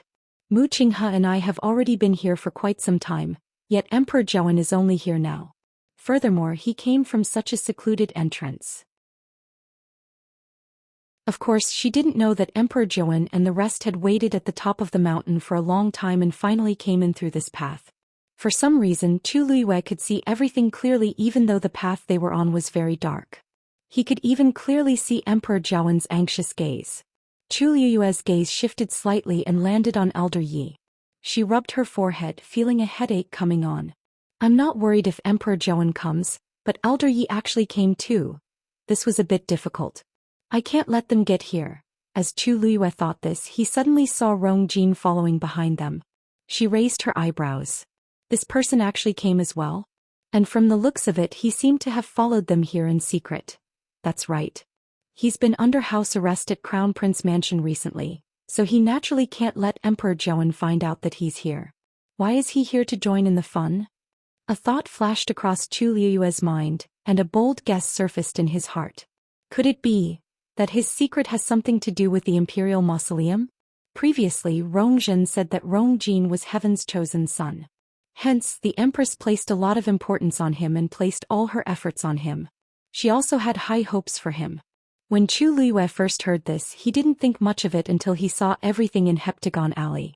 The Empress clearly cared more about Rong Jin's Heaven's chosen son identity than he imagined. She also made a lot of preparations for this and didn't even hesitate to use cruel and ruthless methods just to help Rong Jin raise his cultivation level. It was a pity that they were discovered before the time was ripe. Now that Rong Jin didn't care about the danger and came here, this was the only reason that could explain it. Chu Luyue unintentionally sized up Rong Jin. This noble crown prince had clearly suffered a lot on the way here, and he looked very disheveled. Suddenly, Chu Luyue focused his gaze and looked at the two figures behind Rong Jin. He actually didn't come alone. Very quickly, Chu Luyue clearly saw the duo's appearance. The person in front was Situ Xingchen. Behind her was an elder in a black robe. As he was wearing a hood, only half of his face could be seen. He seemed to be an elder. Chu Luyue had never seen this person before. But on the surface, this elder was clearly Situ Xingchen's subordinate. Chu Luyue stared at him for a while and quickly realized that Rong Jin didn't seem to know of the duo's existence behind him. Situ Xingqian and the other person also followed behind very carefully. Their every word and action was clearly to avoid being discovered by Rong Jin. They secretly followed Rong Jin in? This is interesting. Chu Liwei couldn't help but curve his lips into a smile. Emperor Zhaowen and Elder Yi were in front, Rong Jin was in the middle, and Situ Xingqian and the elder were behind. They actually came in one after another. I really don't know what kind of expression they would have if they saw me standing here. Ka. A faint sound suddenly came from the top of the silver pyramid. Chu Liyue's heart tightened and he immediately looked over, but he didn't find anything amiss. The small pyramid was still quietly floating in midair as if the sound was just Chu Liyue's hallucination. She knitted her brows. I shouldn't have heard this sound for no reason. But after waiting for a while there was no other sound. Chu Liyue could only temporarily put it aside and look at Mu Qinghe again. What she saw immediately made her heart beat wildly.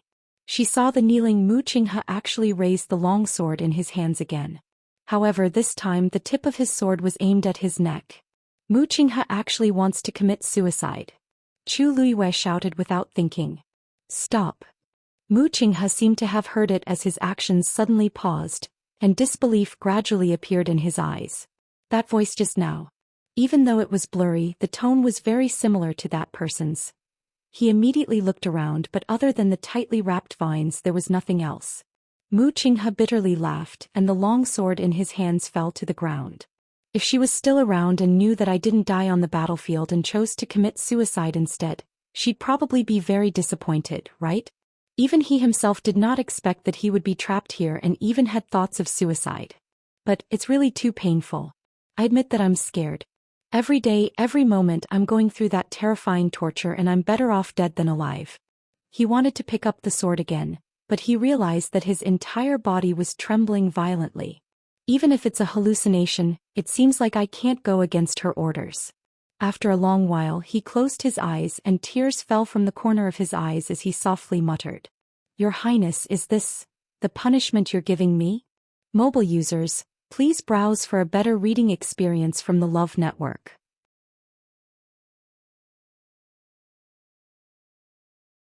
Chapter 405. For a moment Chu Liyue did not know what to say. Punishment? Sheng Guanyu was already dead and he died so tragically. What punishment could she give him? She also wanted to tell herself that Mu Qinghe did not betray her. However, everything that she had seen so far proved that Mu Qinghe was most likely standing on the opposite side of her before she died. Otherwise, there was no way to explain everything that happened later. He was still the respected deputy commander, as if her death had nothing to do with him. Even the pair of boots on his feet, Chu Liyue's eyes stung. Mu Qinghe looked like he was in so much pain that she almost thought that he was really remorseful for her. However, what was this compared to the torture that she had gone through? Chu Liyue once again suppressed the waves in her heart. No matter what, she could no longer trust Mu Qinghe. Fortunately, he did not seem to recognize her voice just now. Otherwise, she would be in a lot of trouble. This silver pyramid was really strange. From here she could see almost the entire situation in the Imperial Mausoleum, and the people inside could also hear her voice. It seemed that this small object controlled the entire Imperial Mausoleum. An impulse surged in Chu Liyue's heart again as she raised her hand toward the pyramid. Crack. Before her hand touched it, she heard another strange sound. Chu Liyue paused. This time she heard it clearly. It was indeed the sound coming from the pyramid. Her heart skipped a beat and she walked to the other side. From where she was previously standing she could only see 3 mirrors on the pyramid, but she did not see the last one. That sound came from that direction. Chu Liyue looked over and was suddenly stunned. However, there was nothing on the last mirror. No, to be precise, the mirror was completely covered by a mass of black. The other 3 mirrors were clean and clear and she could see everything clearly. However, this last mirror, Chu Liyue looked back and realized that this was the fire position. There was still water flowing into the lake from the red dragon head and nothing seemed to be wrong. However, Chu Liyue felt an inexplicable sense of uneasiness. This pyramid should be able to see the situation in the Imperial Mausoleum, but one of its sides was suddenly blocked. In other words, she did not know what was happening in the fire position. This was definitely not a coincidence. A ridiculous and bold guess appeared in Chu Liyue's mind. Could it be that someone had already entered that place and used some method to prevent her from seeing what was happening inside? When she thought of this, Chu Liyue's heart clenched. Even someone as powerful as Mu Qinghe did not have this ability. Who else could do it? What was he afraid of her seeing it? Chu Liyue. A moment later she gritted her teeth and finally grabbed the silver pyramid in her hand. It was extremely cold to the touch. A gust of cold air spread out from within, spreading at a speed visible to the naked eye, and quickly covering Chu Liyue's palm. Chu Liyue was shocked and immediately wanted to let go. However, at this moment, the water droplet in her dantian suddenly started to spin wildly. A red flame suddenly erupted from Chu Liyue's palm. Boom! The two forces collided violently. Ice shards flew everywhere. Sparks flew. Chu Liyue only felt that her entire palm was completely numb. She had lost consciousness. She almost could not control herself and pulled fiercely. The pyramid was finally completely grasped in her hand, and it was separated from its original position. The red flame surged out and completely surrounded the pyramid. With this layer of protection, Chu Liyue was finally isolated from that terrifying aura. Seeing that the thing was finally trapped in the flame, Chu Liyue heaved a sigh of relief. The cold aura contained within it was extraordinary. If she had been any later, her palm would have been frozen off. However, just as the corners of her lips curled up, she suddenly froze. Because the space where the pyramid was originally located had actually frozen. Furthermore, it was still spreading to the surroundings. Chu Liyue immediately retreated. However, the speed of the freezing was extremely fast. In the blink of an eye, it had already spread from mid-air to the black jade ground. A horrifying pressure surged over. Chu Liyue was almost unable to breathe from the pressure. Soon she was forced to the edge of the platform. Half of her foot missed a step, causing her body to sway a few times. It took her a lot of effort to stabilize herself. However, because her movements were too fast and hurried, a hairpin on her head suddenly fell into the lake water. Chu Liyue instinctively turned around to take a look. However, this look almost made her heart stop beating. After the hairpin fell into the lake water, it did not make any sound. This was because the moment it came into contact with the lake water, the hairpin had already rapidly melted and frozen. In the blink of an eye, the hairpin had become a thin piece of ice floating above the lake water. Then it silently sank to the bottom of the lake. Everything happened extremely quickly. The clear lake water was still calm, as if the hairpin's fall had no effect on it at all. It was also at this moment that she saw that in the depths of the lake, there were countless brilliant lights shining. Chu Liyue focused her gaze again and was instantly filled with horror. At the bottom of the clear lake, there were countless ice pieces of different shapes. And those starlight rays were actually the reflection of countless tiny pieces of ice.